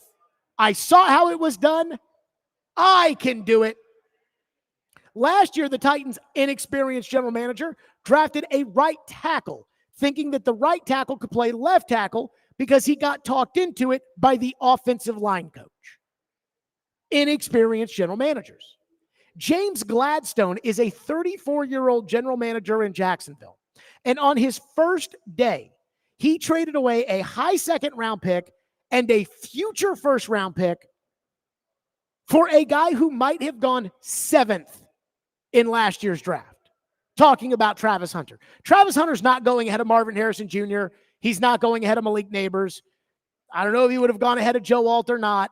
But a guy who might have gone 7th last year. He traded 2 1s and a 2 to go up and make that deal. That is so sloppy that I bet the Browns, who have had their share of mistakes, but again, they've got an experienced general manager. They've learned from some of those that they're like, yeah, I can't believe they're offering this. But this guy comes from the Rams, and he saw the Rams trade away all their picks. So he's sitting here thinking, I can do it. Omar Khan is in his 2nd year on the job in Pittsburgh. And he traded away a 2nd-round draft choice for DK Metcalf, a speed guy who's in his 3rd contract, and they don't even have a quarterback to get him the ball. You're probably going to need to get that position figured out pretty soon. Terry Fontenot in Atlanta. Now, he's not inexperienced because he's been on the job for 4 years now. But he's on his 2nd coach, and he has blown pick after pick after pick. Anybody remember Kyle Pitts ahead of Jamar Chase? Last year, they took a quarterback. Everybody was shocked. And yesterday, he traded away a 1st-round pick in next year's draft to get an edge rusher in the 20s. This is the same guy who took the running back over Jalen Carter. They drafted a quarterback after spending $100 million on Kirk Cousins. What's the plan in Atlanta? Again, these are all guys that are inexperienced general managers who get hired because they were somewhere that was good, and every single one of these guys says, I can do it just like they did. But I've worked with an experienced general manager. I've worked with other experienced general managers at Sirius. I've talked to a lot of older coaches, a lot of guys that have been in this league for a long time. And the one thing I guarantee you that I promise you Mike Borgonzi's heard from these guys, but it probably went in one year and out the other was, it's harder than it looks. Like, I know you think you can do this, but rarely can you actually do that. Rarely can you take the clay of Patrick Mahomes and mold it into what he is today. It's so hard to do that.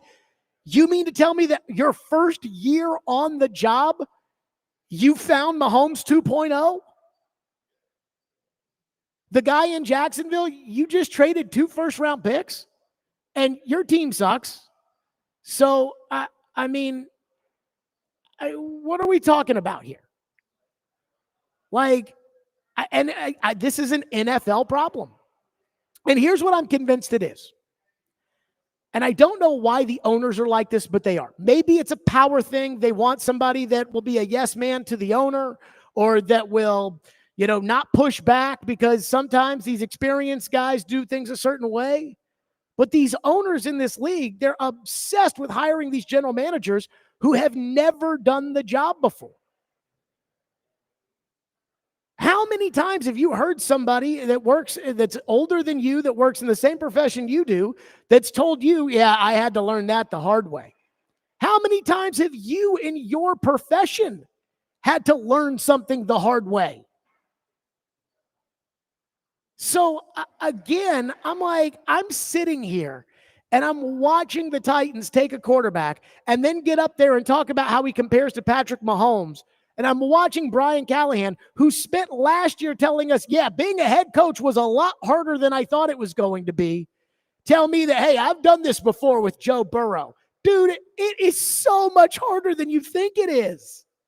But when you hire inexperience, and this isn't anything, and I'm not saying sometimes you don't need to hire inexperience, but when you hire inexperience, you're going to have to learn things the hard way. I've had to learn things the hard way in radio. I mean, I told the story yesterday of Bryant Mix, the Titans bust in 1996, who they took in the second round because Floyd was told by all the scouts and all the coaches he had to take him, so he took him, even though he didn't like him, and he was a bust. And Floyd learned the hard way. I'm never going to do that again.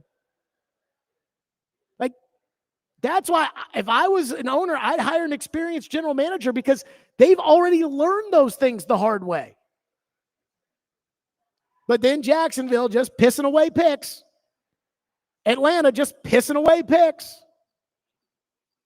I mean, but hey, I guess that's just how the league operates. 615-737-1025. Phone line driven by WilsonCountyHunter.com. Cedric is up next here on our program on Cam Ward. Cedric, thank you for calling. Man, Jared, I've been waiting to get at you all day listening to you talk bad about Cam Ward, bro. What did I say? You're acting like the dude can't play, man. No. Like Cam, no, dude, I've been listening There's to you a difference between can't play and Mahomes. Dude, everybody makes comparisons. Those guys, just like you get on the radio and you talk about whatever it is that you talk about, these guys, they're paid to get on here and talk and drum up stuff. You started carrying the water for Marcus Mariota, that bum right there. If you act like Cam Ward doesn't have the it factor. That dude is everything that this city needs. He's a hard worker. He came from nothing. Everywhere he went, he turned if he has the it factor, Cedric, winners. If he has the it factor, why did he lead Miami to the Pop-Tarts Bowl and not, a better bowl? Well, I mean, the dude put up 42 points in the game that you're talking about that would have got him into the playoffs. He can't help that he doesn't play defense, but he put 42 points on the board. The guy threw for 1,800 yards. And Jared, let's think about this. If we listen to Jared, the GM, 2 years ago, you would have had us picking Anthony Richardson, and we still would have been taking Cam Ward, dude. Cam Ward is what this city needs. Dub Deuce, winner Ward is here to stay, baby. And I'm all for it, man. I'm glad he's got the number one. I'll talk to you about that next week, man. But that is my hot take, man. Dub Deuce I've said as a general manager, if I was the general manager in Indianapolis, I might be fired because I would have taken Richardson. Now, I would have done everything the exact opposite that they did, but he still might have sucked. I don't know. Again, maybe that's learning something the hard way, taking a guy with immense talent who doesn't have the experience playing quarterback and hoping. But again, I mean, the Colts, I think, have done everything in their power to ruin him. But again, like, you're sitting here telling me, like, oh, he's got the it factor. Based off of what? What has he done that says he's got the it factor? I mean, I think I can make a stronger argument for Will Howard having the it factor. Tim Tebow had the it factor. Vince Young had the it factor. All right, Sam Brookhouse, Sumer Sports. Again, we're going to try this with the the second round. We have not talked. I saw somebody in the YouTube chat said, "Are you going to talk about the second round?" Yes. What should the Titans do in the second round? We'll do it next. Stillman & Company, 102.5, 106.3 The Game.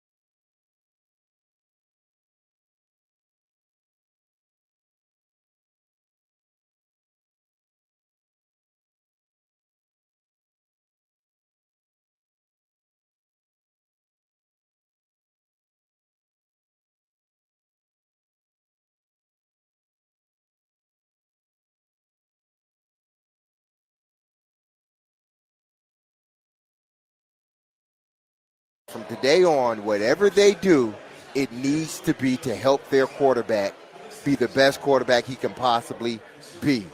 Look at what Cincinnati did. The minute they drafted Joe Burrow, they reset their organization and they went out and got him help immediately by drafting Higgins, and then they drafted Chase. They went out and got him playmakers. The Titans have they restarted their franchise today. They need to make sure they go out and surround their quarterback on offense with as many playmakers as they possibly can.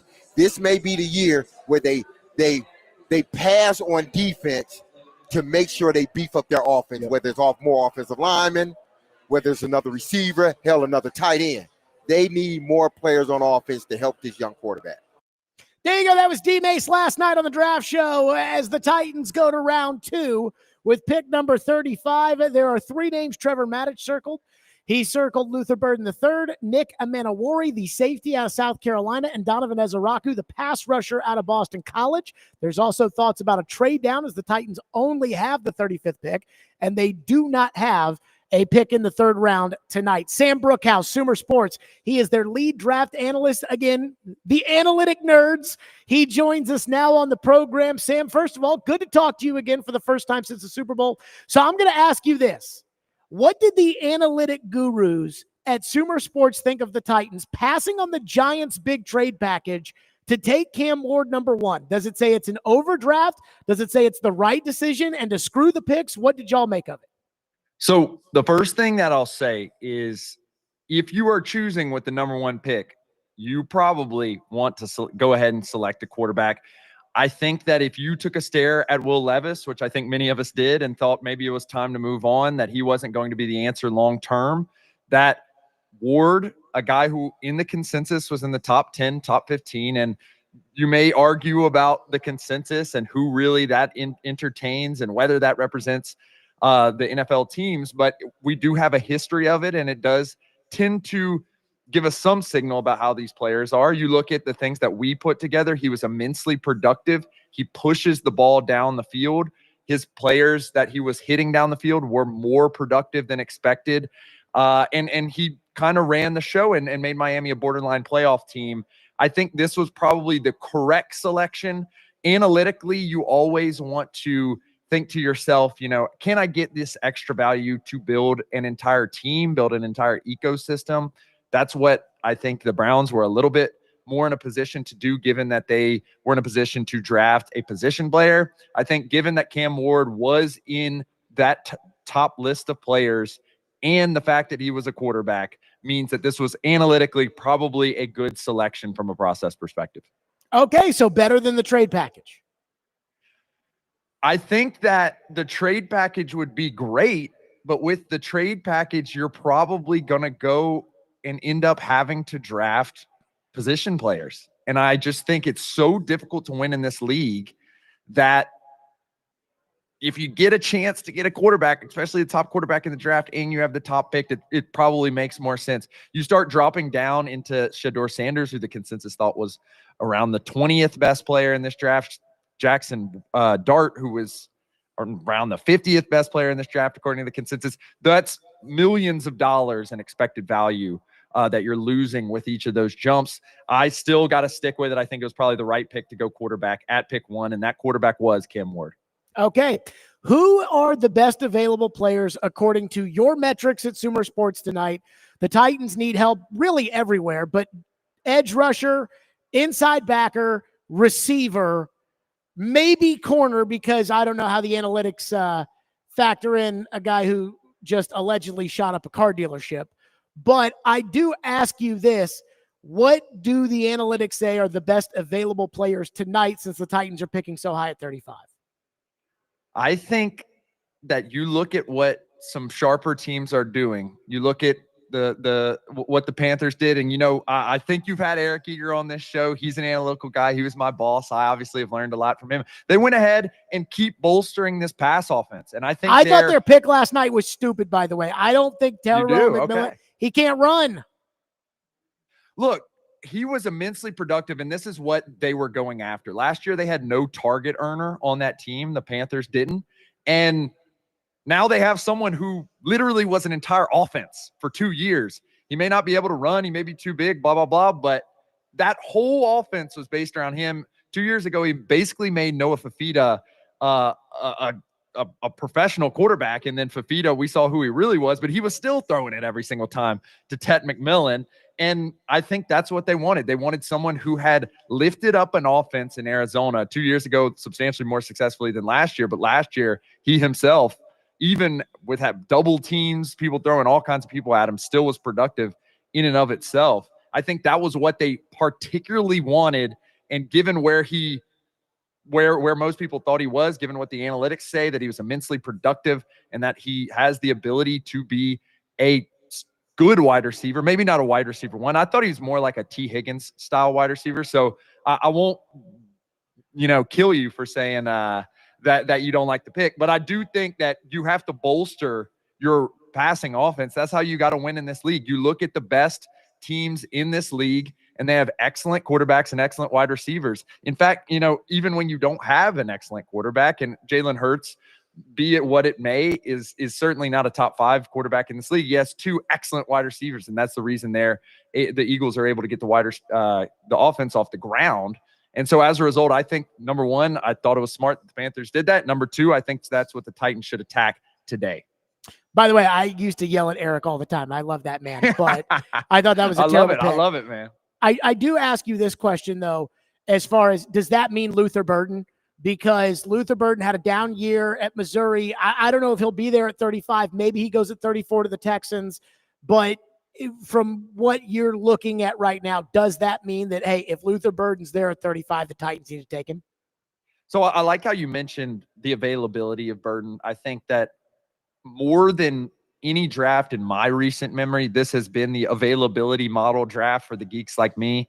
All of the teams yesterday seemed to hold their water on quarterbacks, which I was floored by. Thomas Dimitroff, our president, was also floored by.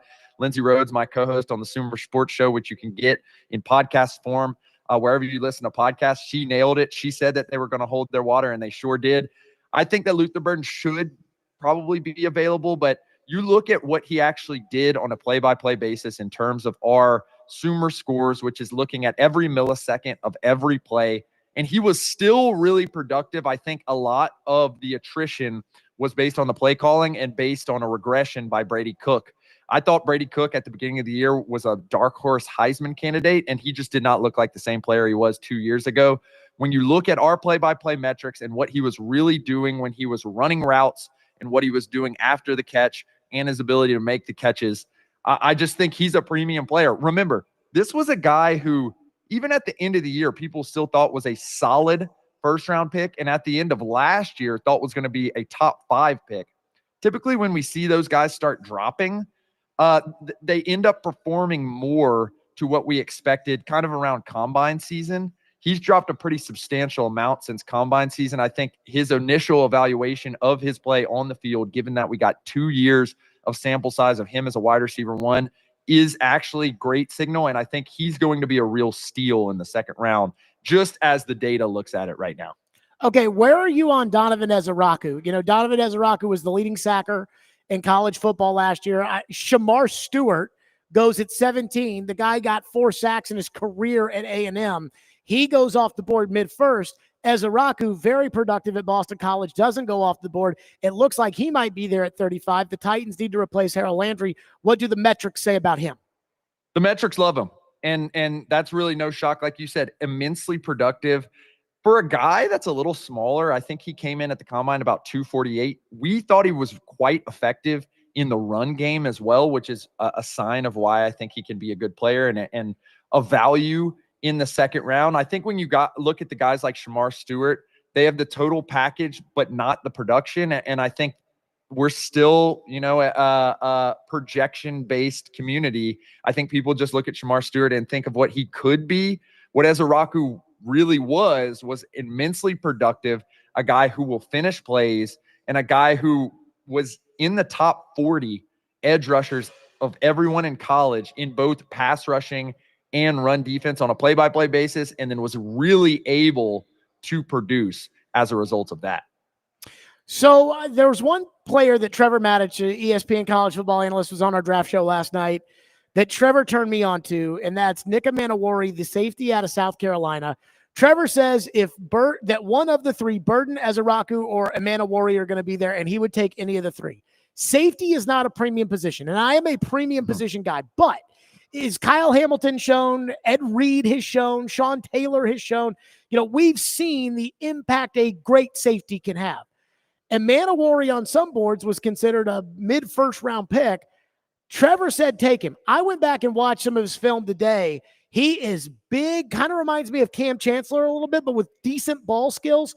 What would that say if the Titans are sitting there and they take the safety out of South Carolina? What would you say about that at 35, given that safety is not a huge need, but also he could be a game-changing type safety? Yeah, this was looked at as a 2 safety draft, and Emmanwori, shockingly, despite the size, seems to be, at least as the metrics are concerned, the better coverage guy. As you mentioned, he like actually does show the ability to cover. He's not great. He was more kind of in that 60 to 70 rank range, which I typically like to see NFL prospects be in the top 25 of our coverage metrics or in our pass rushing metrics or whatever. He was more in like the 60th. That indicates to me that he was a solid Power 5 guy. The size, much like I was talking about Shamar Stewart, is what sets him apart. You mentioned Cam Chancellor. I don't think he's going to be as much of a hammerhead as Cam Chancellor was. He wasn't as great in run defense, was more of kind of a coverage guy at South Carolina, despite that size.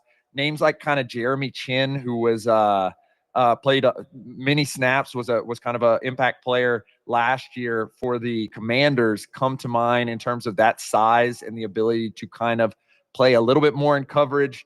But he's really kind of a paradox to me. He has that big body, but he's not exactly going to be like a massive hitter. Thomas Dimitroff, again, was talking about him last night on our live YouTube show, which we will be running back today. It'll just be the day to crew this go round on YouTube at Sumer Sports. He said that he's a little worried about his linear athleticism, not necessarily translating to the side-to-side elements that it takes to be a high-level safety. I tend to agree with you. I think it's not the most premium position. I think there's questions about Emmanwori. I think, yeah, he's big. Yeah, he can cover, but I worry about if he has the total package at the next level. Okay, so let's say Luther Burden goes at 34 to the Texans. Sam Brookhouse with us, Sumer Sports. Let's say Burden goes off the board. Do you take the pass rusher there, Ezaraku? Again, the productive pass rusher. Titans need a pass rusher. Do you take Emmanwori even though you're a little worried about his coverage metrics? Or do you try to trade the pick? And if you try to trade the pick, what would you think about you would want in return of trading that pick? It's a great question. And with these trades, it's always interesting to see what you can get. Because yesterday we had a quite confounding series of events where the Giants trade up for a quarterback, and then the Falcons trade up for a edge rusher, and the trade up for the second pick for an edge rusher was more expensive than the trade up for the quarterback at a more premium pick. So you ask for a lot of things. I think typically once we start getting in the second or third rounds, you're looking to gain a round up. That's typically the old way of looking at it. So, if you're looking for a second or a third round pick, you try to get next year's second in return for this year's third or something like that. That's a way that people have really found value. The Eagles, for example, have always said they have a dream of continuously trading picks year over year to where they're trading for a next year's sixth, and then 4 years down the line, it's a next year's first, given how many times they've traded it. That's generally good value. I think it's going to be tough, obviously, to get next year's first with any of these second round picks. But there's a bunch of guys out there. You mentioned the edge rusher position. That is the strength of this draft. Ezaraku is out there. The Mike Green stuff is out there. And I don't really know what's going on. I don't like to speculate about the character concerns and all that, but that's certainly something that teams have to keep in mind. But I think edge rusher or interior defensive line, that's the way that Borgonzi has won in the past. That's the way that the Chiefs have won in the past. I think you can never get too many big guys up there on the defensive front. I think that's a good way to go about it. I want sackers. If I'm getting a defensive lineman in the second round, I want a sacker. I do wonder this. Just last one for you, Sam Brookhouse with us. My dream, if the Titans trade out today, a lot of people are talking about third round today because they don't have a third round pick. I would prefer to trade back in the second and pick up a next year's second instead of a this year's third. The Titans are talking about rebuilding. Is there a value on that as the next year's second versus this year's third? It's a great point. A next year's second would be substantially more valuable. The biggest question is how are the Tennessee Titans discounting that pick? The research indicates, and this research, I don't know if you've seen The Big Short, but the guy who's at the poker table with Selena Gomez explaining the housing crisis, that's the same guy who researched this trade back problem. Okay. He's a professor up there at U Chicago, has won a Nobel Prize Award and loves football. So he researched this item.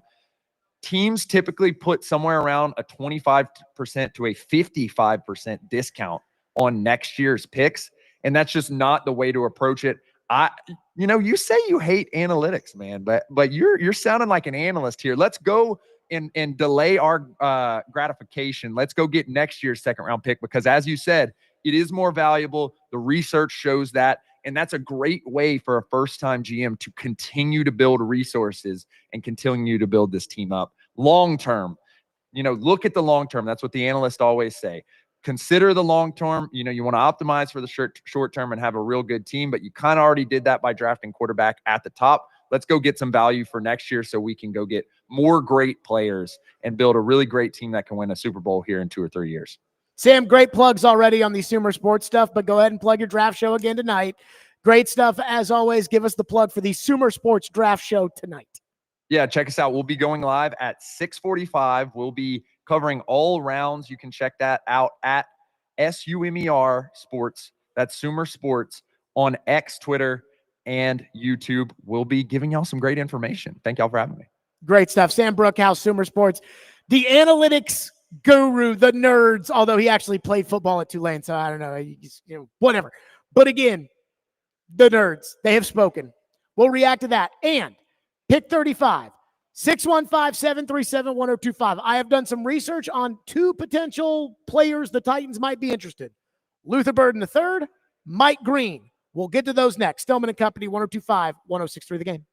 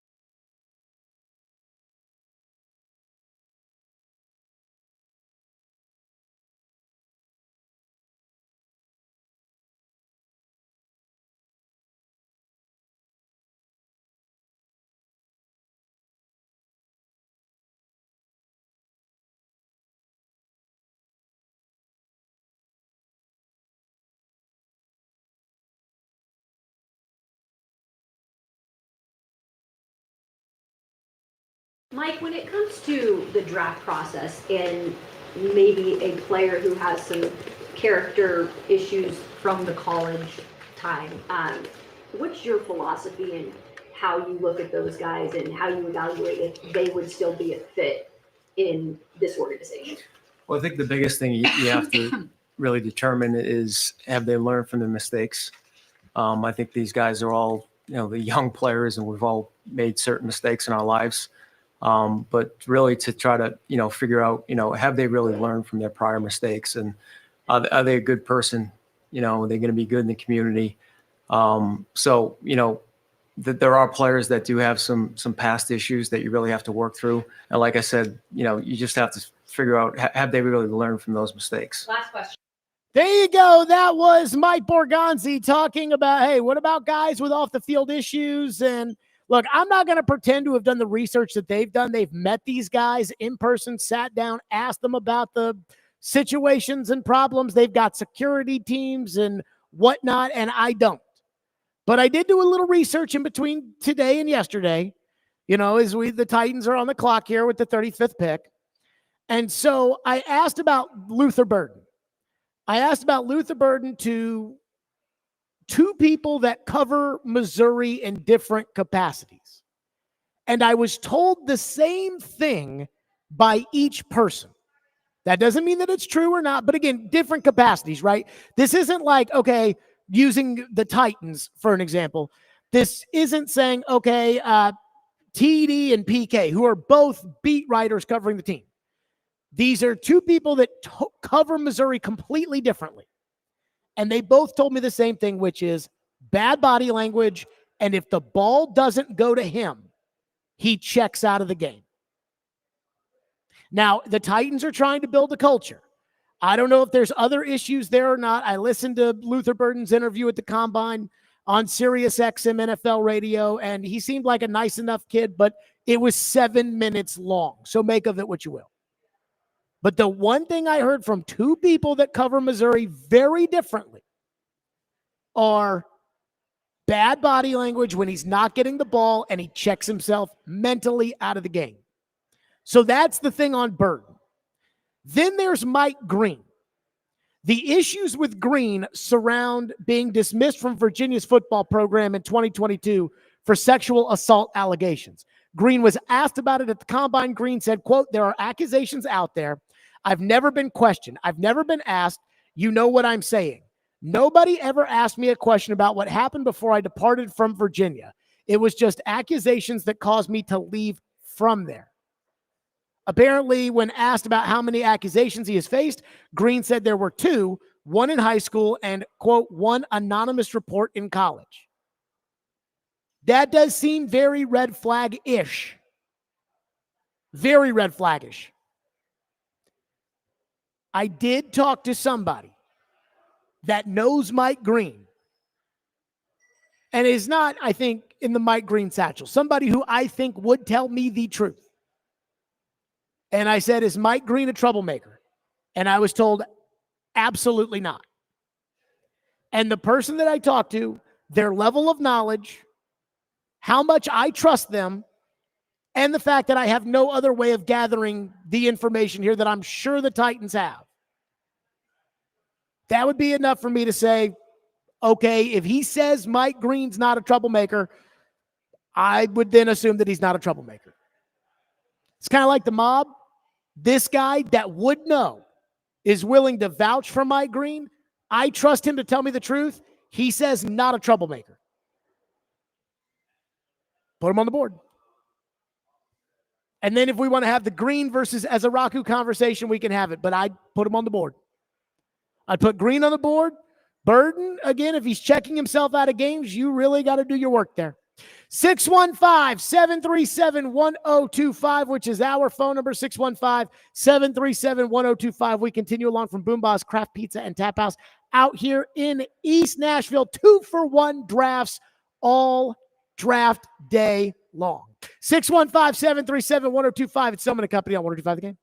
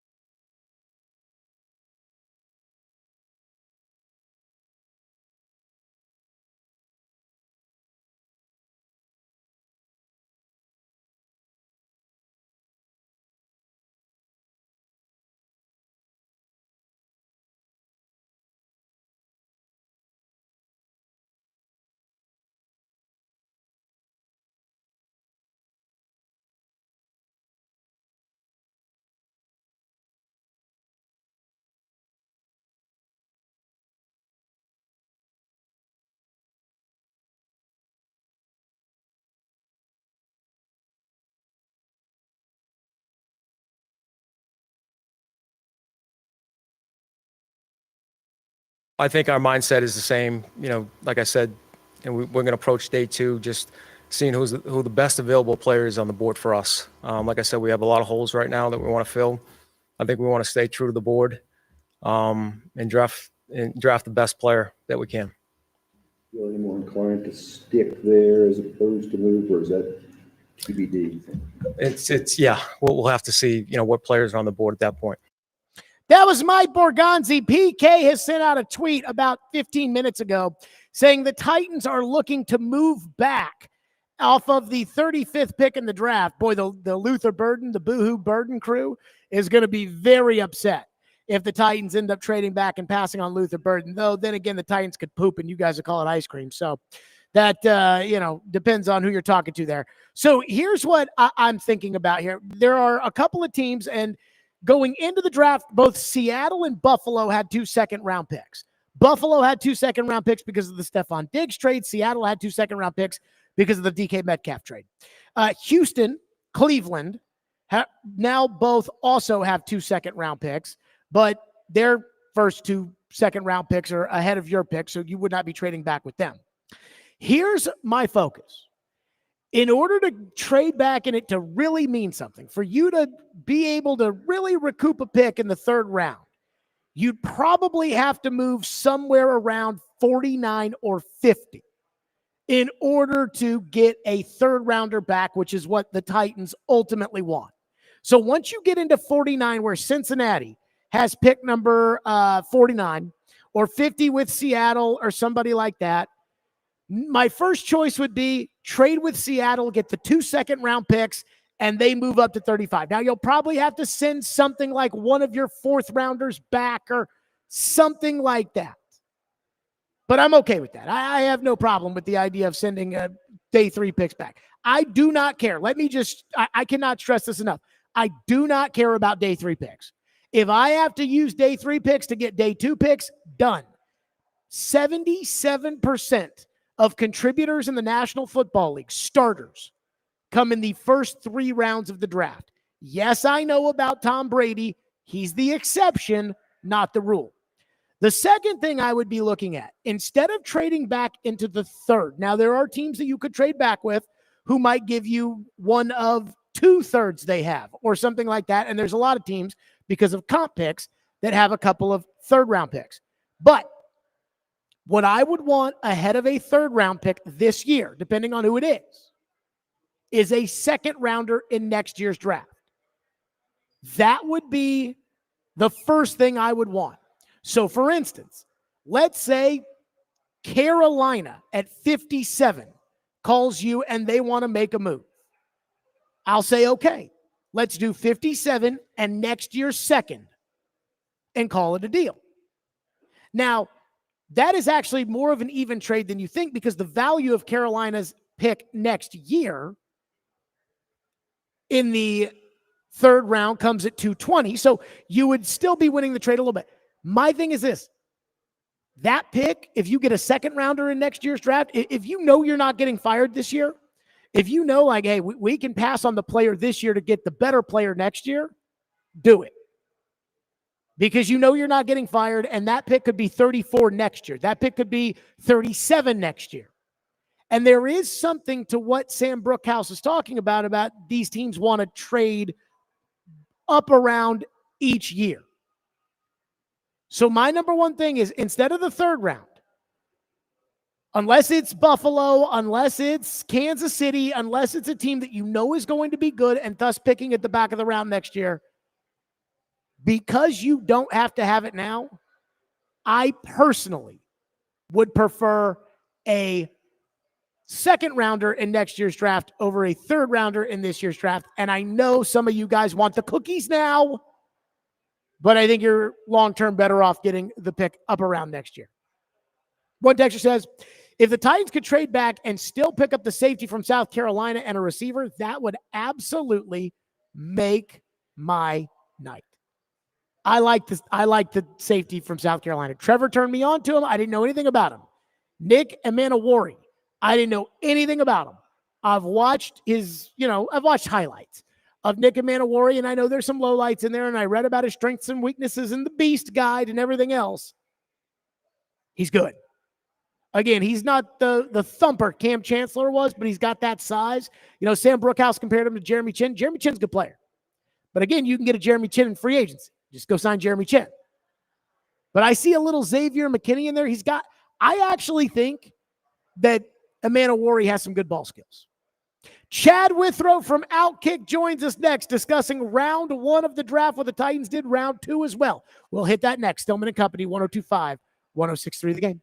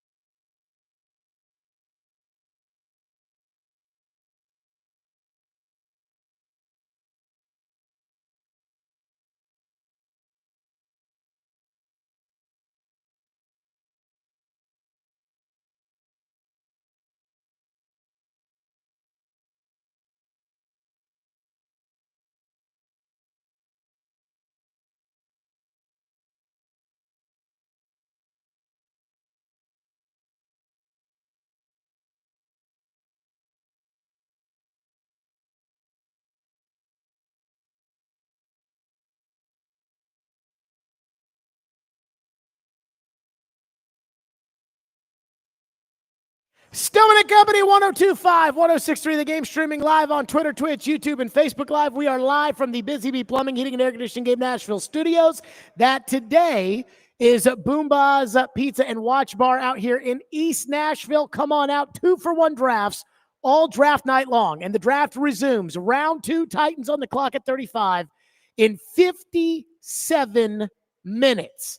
And I believe the rounds are 5 minutes per round, so you're really looking at, see, 57, 67, what is that, 72 minutes?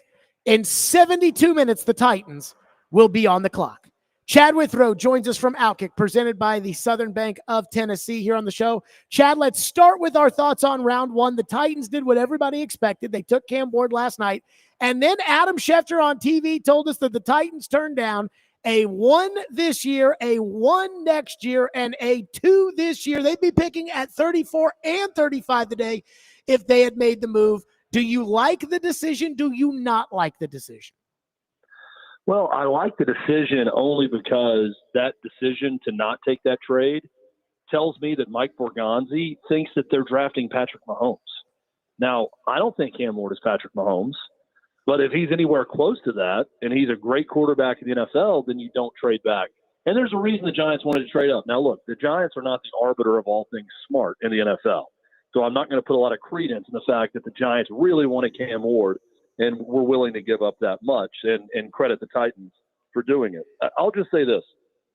It's clear to me after all of this, and I was skeptical for a while, that regardless of what we think about Cam Ward and his potential as NFL starting quarterback, that the Titans and Mike Borgonzi believe this guy is the dude, that he is a guy who's going to be here for a long time and be a franchise quarterback. I do believe legitimately that they think that. Now, we can sit and debate and discuss, I'm sure we will for a while, on just what his ceiling is and what type of player he is. But after last night and seeing that Schefter report, I do now believe that the Titans believe he's the guy. And it's not just, oh, we're picking number 1, we need a quarterback, so let's take whatever the first quarterback is. I think that they legitimately think this guy is a superstar, and boy, oh boy, could this market use one. So to that point, I do have a thought on this. You know, we saw some bold moves last night. Borgonzi going with Cam Ward in spite of the offer from the Giants. We saw Jacksonville making the big move. I think sometimes these inexperienced general managers come from places like Kansas City or the Rams and just say, well, I saw it done in Kansas City and I can do it in Tennessee.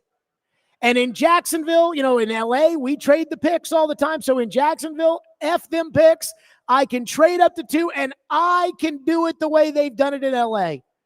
And I think that for experienced general managers, they realize it's a lot harder than it looks. Because I agree, they think he's Mahomes. But are they going to be able to do what Andy Reid was able to do in order to turn Mahomes into Mahomes? And I think the answer is no. And I think it's because it's harder than it looks. And I think that this is, you know, rookie mistakes 101. This is what scares me, Chad.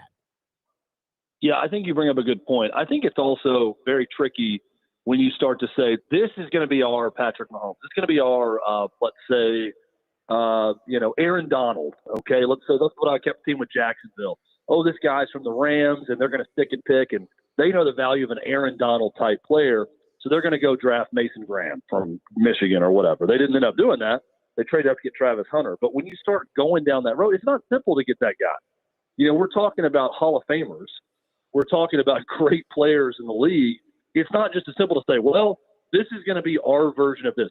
Who's the Titans' Travis, Kelce going to be, right, at tight end? Like, that's hard to go find. And it takes great coaching, great development, certainly great talent evaluation from the GM to go and do that. So I think if you're just entering any situation saying, this is how we're going to replicate what KC did, and we're going to take this lesser player and turn them into the version of what KC has, let's say, I think that's a mistake from the outset. Now, I do believe that they're saying, we believe this guy can be our Patrick Mahomes, and that remains to be seen. But, yes, I'm with you, and I heard you earlier on the show talking about it. I do think it's a mistake to go into any situation believing that. Here's the other thing, too. Andy Reid is a great coach and a great offensive coach. I don't know what Brian Callahan is. right now in the NFL. So Cam Ward is already kind of up against it because he's got a coaching situation that this coach needs him to be great in year one. They need to be really good, at least, and show signs of life on the offense for him to keep his job. And if he doesn't, which is probably going to be the case with any rookie quarterback, look at Caleb Williams a year ago in Chicago, showed some good signs, but it wasn't good overall. I think it's a pretty low bar to hit, quite frankly, what Caleb Williams did as the number one overall pick a year ago. But even hitting that may not be enough for Brian Callahan to keep his job. And then you're starting over again with a new system, a new head coach. And that is what makes it difficult on Cam Ward. So best case scenario for the Titans is he goes out there, he's good, Brian Callahan keeps the job, and then they can continue to build momentum and roll through that. But that's a difficult ask. Chad Withrow with us on the program. What do you make of the Warren Moon unretiring his number and giving it to Cam Ward? There's a part of me that says, hey, if Warren's cool with it, then I should be cool with it, but I'm not. I don't like the fanfare. It feels manufactured. It feels like when Amy Adams Strunk walked into the building with Rand Carthon and everybody was standing up and clapping. He's done nothing in the NFL. And if we're just going to unretire somebody's number for the flavor of the month, then what's the point of retiring a number anyways? Let's give number 12 to somebody in New England. Let's give number 9. Let's draft a running back today and give him number 34 for Earl Campbell. I don't like it. I don't like the message that it sends as if Cam has arrived when he hasn't even taken a snap in rookie minicamp. I don't like it, Chad. What do you think?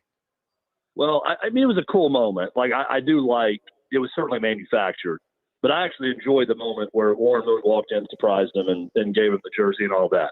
Now, it's also, 5 years from now, if Cam Ward is not any good, if Cam Ward is, Johnny Manziel or Deshaun Kaiser with the Browns, we're going to look back 5-10 years from now and say, boy, what a foolish moment that was. Well, think about this. What if you had unretired a number for Vince Young or Marcus Mariota? Right.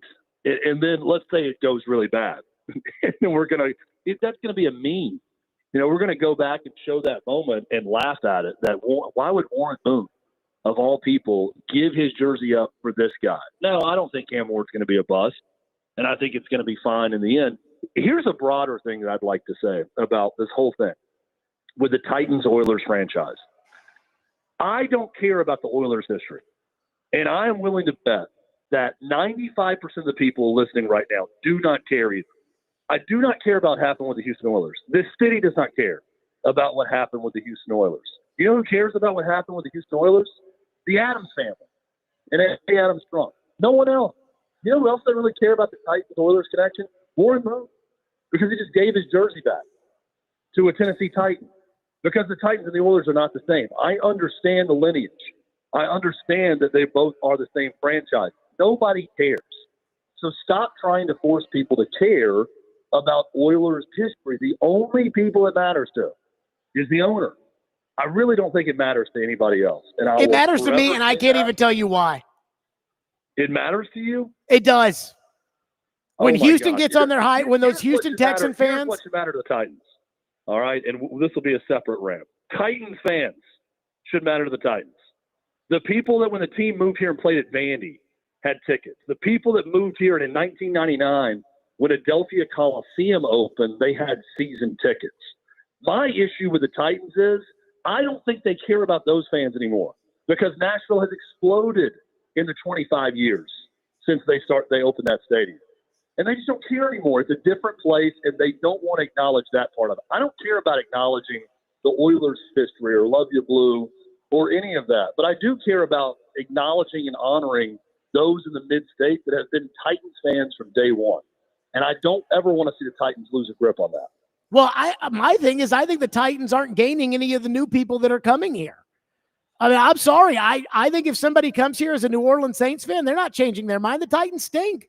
They're not going to sit there and say, yeah, let me get behind this crazy-ass franchise that fires general managers in the middle of the season and when they're in first place and then replaces them with guys that argue the ball doesn't bounce their way when they get beat by 50 and then fire him and bring in his lieutenant to be his boss.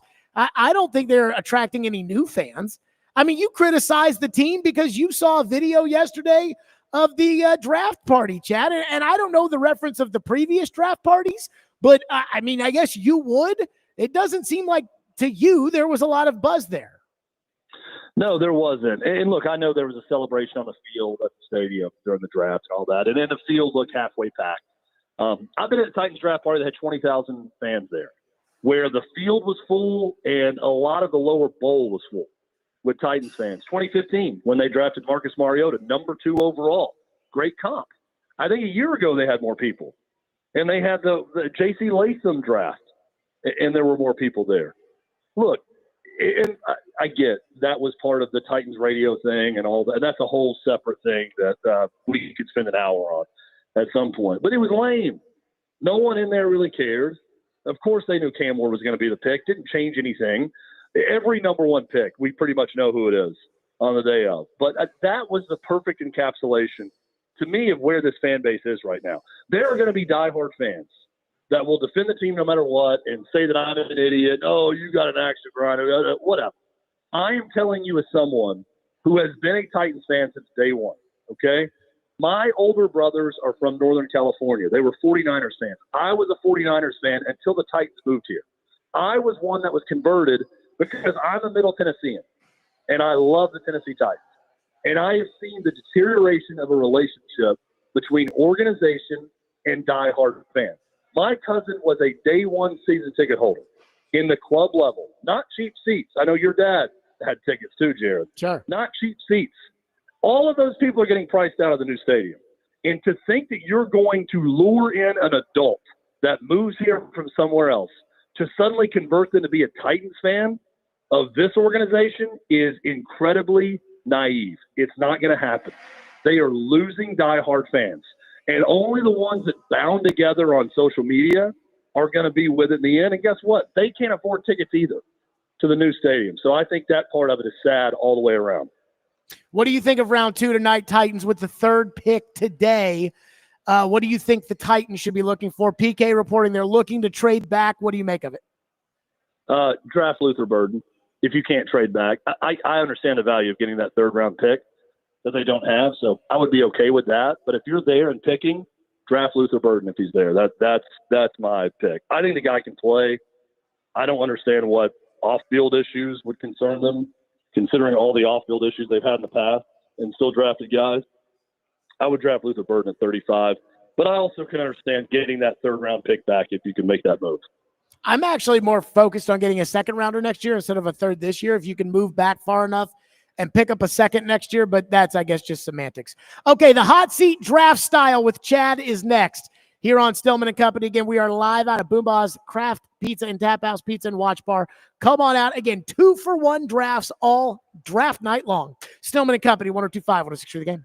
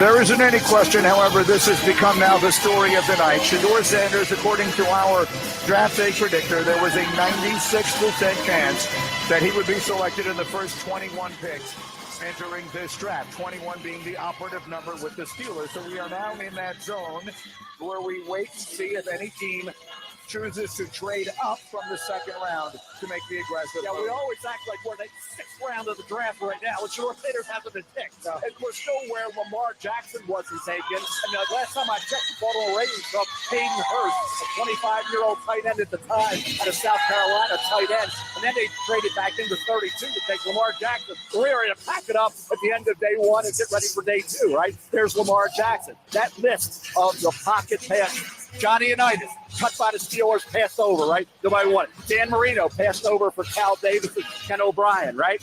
Joe Montana went in the 3rd round. Kurt Warner, undrafted free agent. Peyton Manning, people hit the league like Ryan Leaf over and put Bill Coley to take him number 1 overall. Matt Ryan, Jake Long went ahead of Matt Ryan. They took him so far, something for Chad Henne over Matt Ryan. Pocket guy, how'd that work out, right? Drew Brees, 2nd round. Chargers, then Miami didn't take him, goes to New Orleans, right? How'd that work? Brock Purdy, Mr. Irrelevant, Kirk Cousins, 4th round pick. They're all positional drop back pocket passes. I didn't mention the greatest of all time, Tom Brady, 6th round pick. So just think about that list. The NFL didn't like him back when Johnny Unitas came out of Louisville. They didn't like him now. Mel Kiper Jr. was just pissing his pants last night, upset about Shedeur Sanders' fall. Chad Withrow is with us here for the hot seat. Chad, we're starting there. Number 1, what did you make of Shedeur Sanders' fall? I'm surprised. I really was. I said it all week. If Jackson Dart goes ahead of Shedeur Sanders, I would be shocked, even with all the smoke around him falling in the draft. I don't think Shedeur Sanders is some great prospect. I think he's a good prospect. I think he was a good college quarterback, and in a weak year for quarterback play in the draft, I really thought he'd be the 2nd one taken. Didn't know exactly where he would go, but I was surprised to see him. And I got to give old Mel some credit here. Go ahead and down on that hill. You know, lean all the way in. I respect it for Mel Kiper. He has not wavered one bit. He loves the guy. They opened draft coverage last night by going to a highlight reel of Shedeur Sanders right before Cam Ward is about to be the Titans' pick. So just lean all the way in at this point. So I'm all for Mel on this one. I don't think he's great, but I am surprised that he's still there for night number 2. Okay, number 2. Do you think Titans fans should feel disrespected that they spent the entire time that Cam Ward was being picked talking about Shedeur Sanders? Well, I think Cam Ward should feel disrespected. I don't think Titans fans should feel disrespected. Jared, I've heard you call him a TV quarterback, TV prospect? A TV prospect. TV prospect, yeah. I mean, that's a good description. Look, if you're in the entertainment business, your job is to get people to watch. Whether they love it, hate it, whatever, it's divisive, doesn't matter. You're getting people to watch. People talk and watch Shedeur Sanders. So ESPN is doing their job when they do that. If I'm Cam Ward and my moment is spoiled at all when everyone knows you're going to be the pick of the Titans, that's who should feel disrespected. Titans fans don't have any right to feel disrespected about any of that. It's Cam Ward, to me, that should feel disrespected in all of that. But because he's a big TV prospect, ESPN's going to lean into it, just like Mel Kiper's going to lean into his love of Shedeur Sanders and not back down from it. So I understand what they're doing. And Nick Saban's whole thing about we shouldn't be talking about where these guys should go, and I told our producers, dude, you're on TV now. This is the life you live in. It's about ratings. It's about getting eyeballs. It's about drawing attention. It's about dividing at times. It's about having a strong opinion. Like, you're not the coach of ESPN anymore or television. I love Nick Saban. He's got a lot of good things to say. I understand what he's saying, but it's your job to talk about what people are going to be talking about. And what people are talking about is Shedeur Sanders and whether or not he was going to drop last night and where he's going to go tonight. That's ESPN doing their job. What do you make of Mike Vrabel taking another short-armed left tackle after taking Peter Skoronski 2 years ago? Man, I heard Will Campbell talk, and I'm thinking this is a Mike Vrabel guy. So it made perfect sense to me as to why he would take him. Look, I don't think all short-armed offensive linemen are created equally. Will Campbell played in the SEC at LSU and gave up, 4 sacks in 3 years as a starter. I mean, yeah, but Skoronski was an All-American left tackle in the Big Ten. Like, and they would never even let him sniff left tackle, not even a practice rep at left tackle. Well, granted, but also, you know, Skoronski and Will Campbell don't have to be the same player just because they both have short arms. But if I can't play Skoronski at left tackle because of his short arms, then why can the same guy play the other guy with short arms at left tackle? If the reason he couldn't play it was because of his short arms, then I'm pissed that you're now going to play a guy there because of his short arms. Well, the reason they didn't play him isn't because of short arms, because he's stuck at that spot. That's why they didn't play him. The thought is if you're taking Will Campbell at 4, that he doesn't suck. I mean, other than the fact both have shorter arms for a tackle and they played at a school that's purple, I think that's where the similarities end between those two guys. They're totally different prospects. And Will Campbell seems like a Mike Vrabel type guy. It makes perfect sense. They were going to do something to help Drake May, one way or the other, right? And they did that by drafting a left tackle that, by the way, they haven't really had there since, 2021, 2020 for the Patriots. So I like the pick. And I like the prospect, and I like everything he had to say. How long are you willing to give Cam Ward before you think we should know if he is the guy or not the guy? A season. I mean, it's kind of like Will Levis going into this year, right? Like everything was so crazy in the injury in the first year. I knew, but I also said it would be fair to let it play out. And what you wanted to know at the end of this year was one way or the other. He's either going to be the guy or he's not the guy, and he is decidedly not the guy.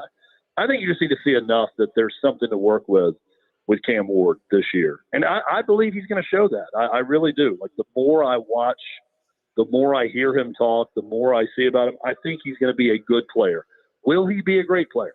Because when you draft quarterback number 1 overall, the thought is that they're going to be a great player.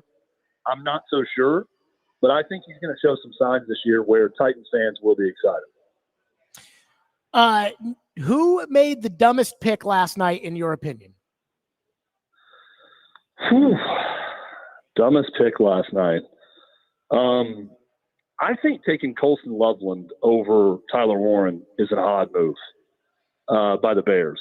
Tyler Warren's one of my favorite players in the draft. And I understand that Loveland's more of a jumbo receiver type. And it doesn't matter if he can't block or do any of that. I get the thinking there. But I love Tyler Warren as a prospect. I think he can do everything.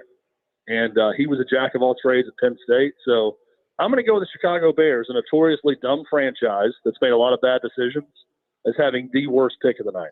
I had a college coach text me last night and said, right after that pick, and said, there are some really bad GMs in the NFL.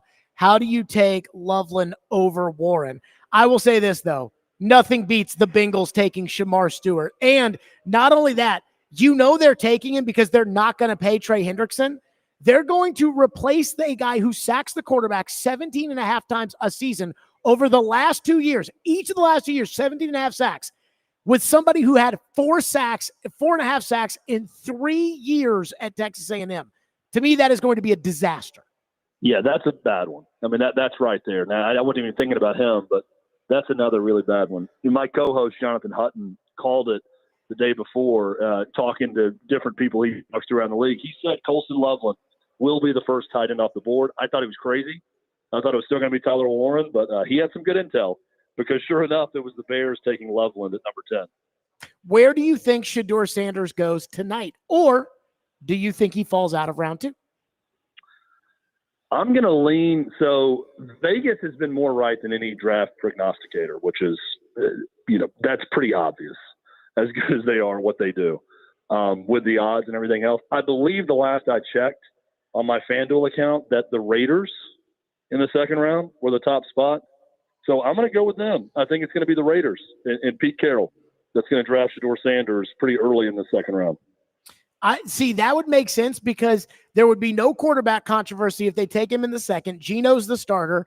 And secondly, Deion's not going to pick a fight with Pete Carroll or Tom Brady. Whereas it would be no skin off Deion's ass to pick a fight with Brian Callahan. And I do think that coaches don't want to deal with that. But here's my theory on Deion, or my theory, well, both of them, Deion and Shedeur.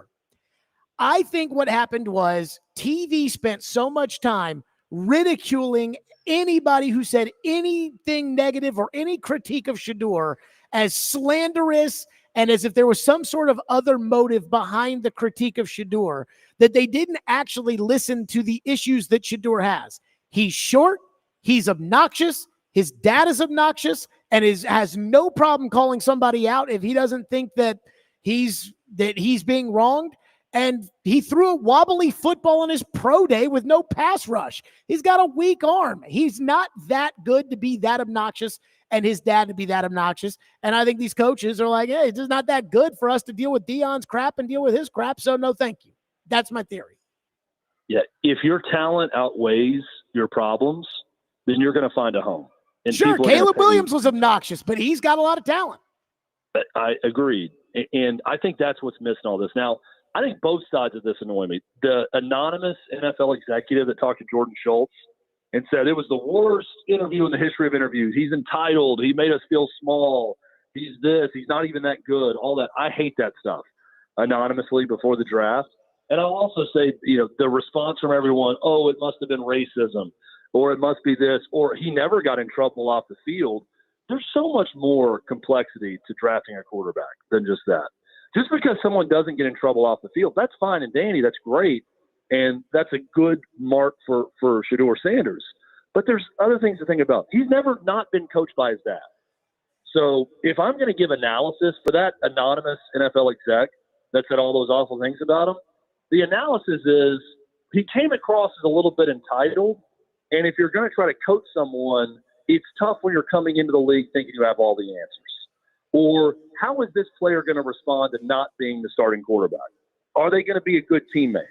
Are they going to contribute in other ways if they're the backup?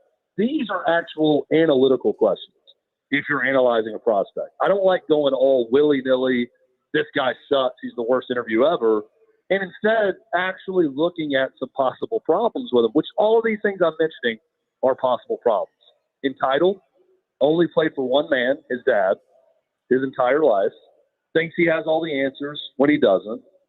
These are issues. And just because he never got in trouble off the field doesn't erase those issues that teams could have with him. So that's what I think got lost in all of this, were the extremes on either side with Shedeur Sanders.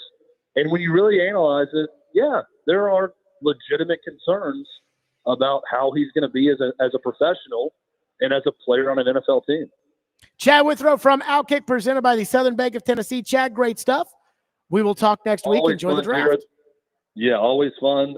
Enjoy the draft tonight to everyone, and we'll talk to you again next Friday. Absolutely. 615-737-1025. The Titans have the 35th pick. They're looking for more ammunition. According to Paul Kaharski, they're looking to trade back. There's one really big fear that I have about Cam Ward that has nothing to do with Cam Ward. I'll explain. We'll get to it next. Stillman and Company, 1025, 1063 The Game.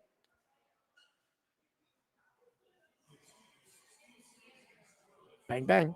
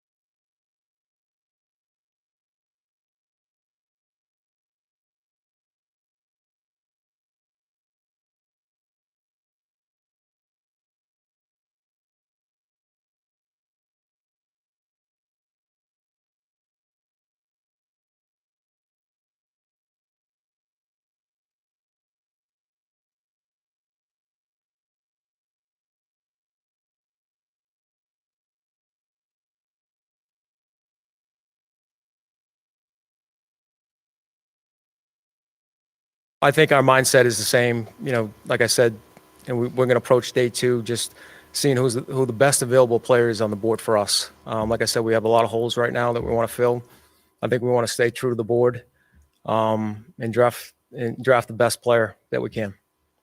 Feel any more inclined to stick there as opposed to move, or is that TBD? It's yeah. We'll have to see. You know, what players are on the board at that point. Gonzi, Titans on the clock in 37 minutes. Round 2 begins in 22 minutes. They'll be on the clock again, 5 minutes for each round, so they'll be on the clock in 37 minutes. So, look, I would have taken the trade package with the Giants. I threw a little mini meltdown yesterday when Adam Schefter got up there and said that the Giants offered a 1 this year and a 1 next year and a 2 this year, and I'm like, what? But here's my thing. Number one, I don't believe that Cam Ward is going to be the next Mahomes. I hope I'm wrong. My biggest fear now that Cam Ward is a Titan, my biggest fear is that where they sit, they do not have the assets to build a good team around Cam Ward. The Titans have 1 Pro Bowl player right now, and he's on defense. They have no tight end. They have how many established winning players on their team? And like Dan Moore, for instance, the left tackle, I guess he technically counts because he plays left tackle on a team that has made the playoffs 3 out of 4 years. So him, Zeitler, Tyler Lockett, Ridley, Jeffrey Simmons, Tony Pollard, and who else? They need more. And they have 1 pick today to do it at 35. So let's say they draft Luther Burden, because a lot of you out there are like, oh, we got to take Luther Burden. Chad Withrow just on the show. Take Luther Burden. Got to take Luther Burden. All right, fine. Let's say you take Luther Burden. You have no tight end, and your defense still sucks. So now you're going to ask Cam Ward to go out there and score 28 points a game because you last year allowed 27 points a game. And again, I don't think your defense is going to get much better. Good luck. Again, you're going to ask him to score 28 points. You know, when Joe Burrow and the Bengals went to the Super Bowl in 2021, and this is Joe Burrow, and to anybody outside of this city, Cam Ward is not Joe Burrow. They scored 27 points a game the year they went to the Super Bowl. You're asking Cam Ward to do that to win right now. And that team had T. Higgins, and that team had Jamar Chase. This team does not. Josh Allen is a rookie in Buffalo. They averaged 17 points a game. Tom Brady, his first year with the Patriots, they averaged 23 points a game.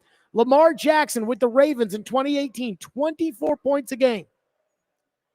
So if all you have is the 35th pick, how do you build a team around this young quarterback so he doesn't have to go out there and score 28 points a game? Well, Jared, they need to trade down, and okay, but now you're going to get a worse player. Like if you trade down, and let's say you trade down to 50, you're probably not in the same caliber of player that you were before. Goodbye, Nick Emmanwori. And I think Nick Emmanwori might be a star safety in the NFL. Goodbye to Donovan Ezaraku, college football's leading sacker last year. Goodbye, Luther Burden, even though Luther Burden maybe has, some off-the-field issues. Who knows? The other option is this, and I just know she's not going to do it. Amy might have to spend some more money. Swing a trade for Jalen Ramsey. Swing a trade for Mark Andrews. Hell, maybe even go all in on Trey Hendrickson, though the draft capital would be conflicting. That might be something where you move back in the second round and pick up a second next year and then trade that second that you pick up for Trey Hendrickson or something and then give him the big deal. But Amy's not going to do that. So, again, while everybody's like, Cam Ward, he's the man, he's Mahomes, give him Warren Moon's number.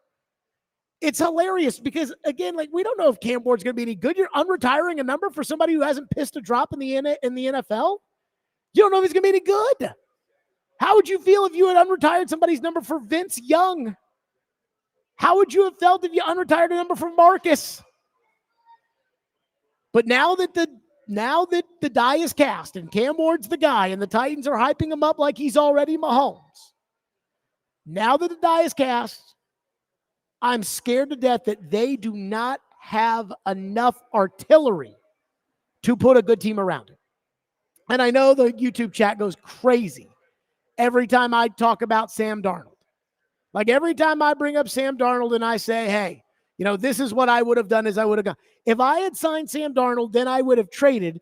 I would have had a first-round pick this year, 2 second-round picks, a first-round pick next year, maybe a third, that 99th pick. I would have had all those picks, and I've already got the quarterback, and I know the quarterback can play in the NFL.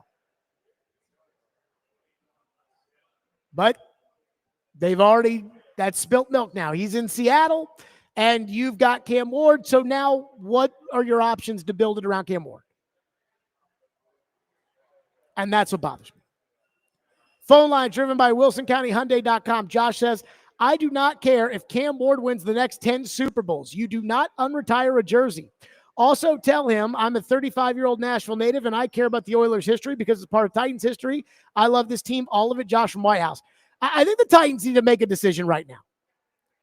Either you care about Oiler history and you care about the Oilers and you'll wear Oiler stuff and you'll wear the Oiler throwbacks once every now and then, or you don't. This move feels like you do not care, that you could draft a running back today and give Cam Scattaboo number 34. Because who gives a rat's ass about Earl Campbell? I do. I can't tell you why I care about it. I do care. I get mad whenever the people of Houston start to say, oh, no, that's our team. Those are our numbers. I do not like it. Mark says Warren Moon gave permission to wear number 1.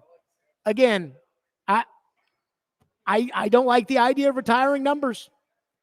If the best recruit in the history of college football was considering Louisville, but he had to wear number 8, I would say, look, you cannot wear number 8. You cannot wear Lamar Jackson's number. Who's the best recruit in the history of college football? Who's the best recruit in the history? I think it might be Terrell Pryor at Ohio State. Might be the best recruit in the history of college football. Whomever it may be. If that guy wants to be the Louisville quarterback, but he has to wear number 8, I'm not retiring it. Even if Lamar is like, I want him to, nope, sorry, not doing it. So, one texter says, stop talking Sam Darnold. Maybe he didn't want to be here. You're blaming the Titans and you know nothing. I know a little bit more about that. But again, what do they always say? Make him an offer he can't refuse. You do that and you have all the picks and you've already got quarterback figured out. But again, they just drafted Mahomes, so I'm not even going to be upset about it. They've told everybody they've got Mahomes. I just hope they don't ruin him by the time it'll take them. They better hit this one out of the park today.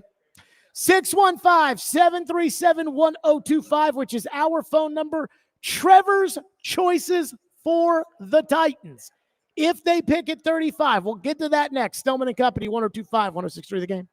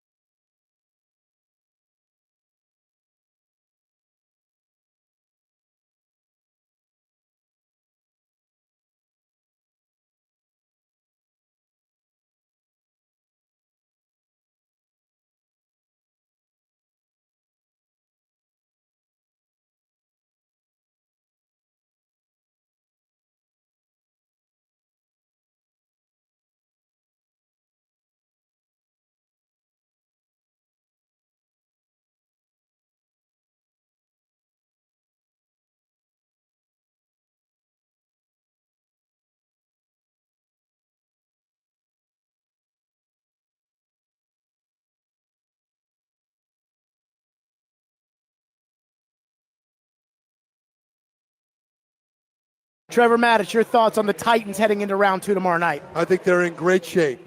Great shape. Yep. Because Cleveland could take one of those three guys that we're talking about. The Texans could take another one. I think they might take Luther Burden. Oh, to continue to maximize their quarterback, C.J. Stroud. But there are three guys that I think would be impact players for the Titans based on what they need and what these guys could do. Luther Burden would be my number one choice. If he's not there, then you've got two defensive impact players, both of them with production and traits that you can't coach. One's a tall safety that runs a 4.3 something 40. The guy's super fast. And the other one is an edge rusher who was one of the most effective and productive edge rushers in all of college football last year. They'll have their choice of one of those three guys, maybe two of those three guys. Any of those three would be a significant upgrade at a critical position for this team. There you go. That was Trevor last night at the end of round 1. Round 2 starts in 8 minutes. Joe Rexroad, Chase McCabe here. The Titans are on the clock at 35. Paul Kaharski has reported they are trying to trade back from 35. And as I've said, if you trade back, yes, I would like a third, but my bigger priority would be a second next year. That would be my biggest priority because that could become the 32nd pick. It'd be the 33rd pick or the 38th pick or something like that in next year's draft. And again, we know this is a long-term process. So those are the three names Trevor throws out. Luther Burden, number 1. If he doesn't go to the Texans at 35, and that does make some sense that he would go to the Texans. If he doesn't go to the Texans at 35, Trevor says, go get Luther Burden. If that's not there, Nick Emmanwori, the safety out of South Carolina. Now, I did not know this guy. I was unfamiliar with his game. But then I've watched some today of Nick Emmanwori, and he is a big boy.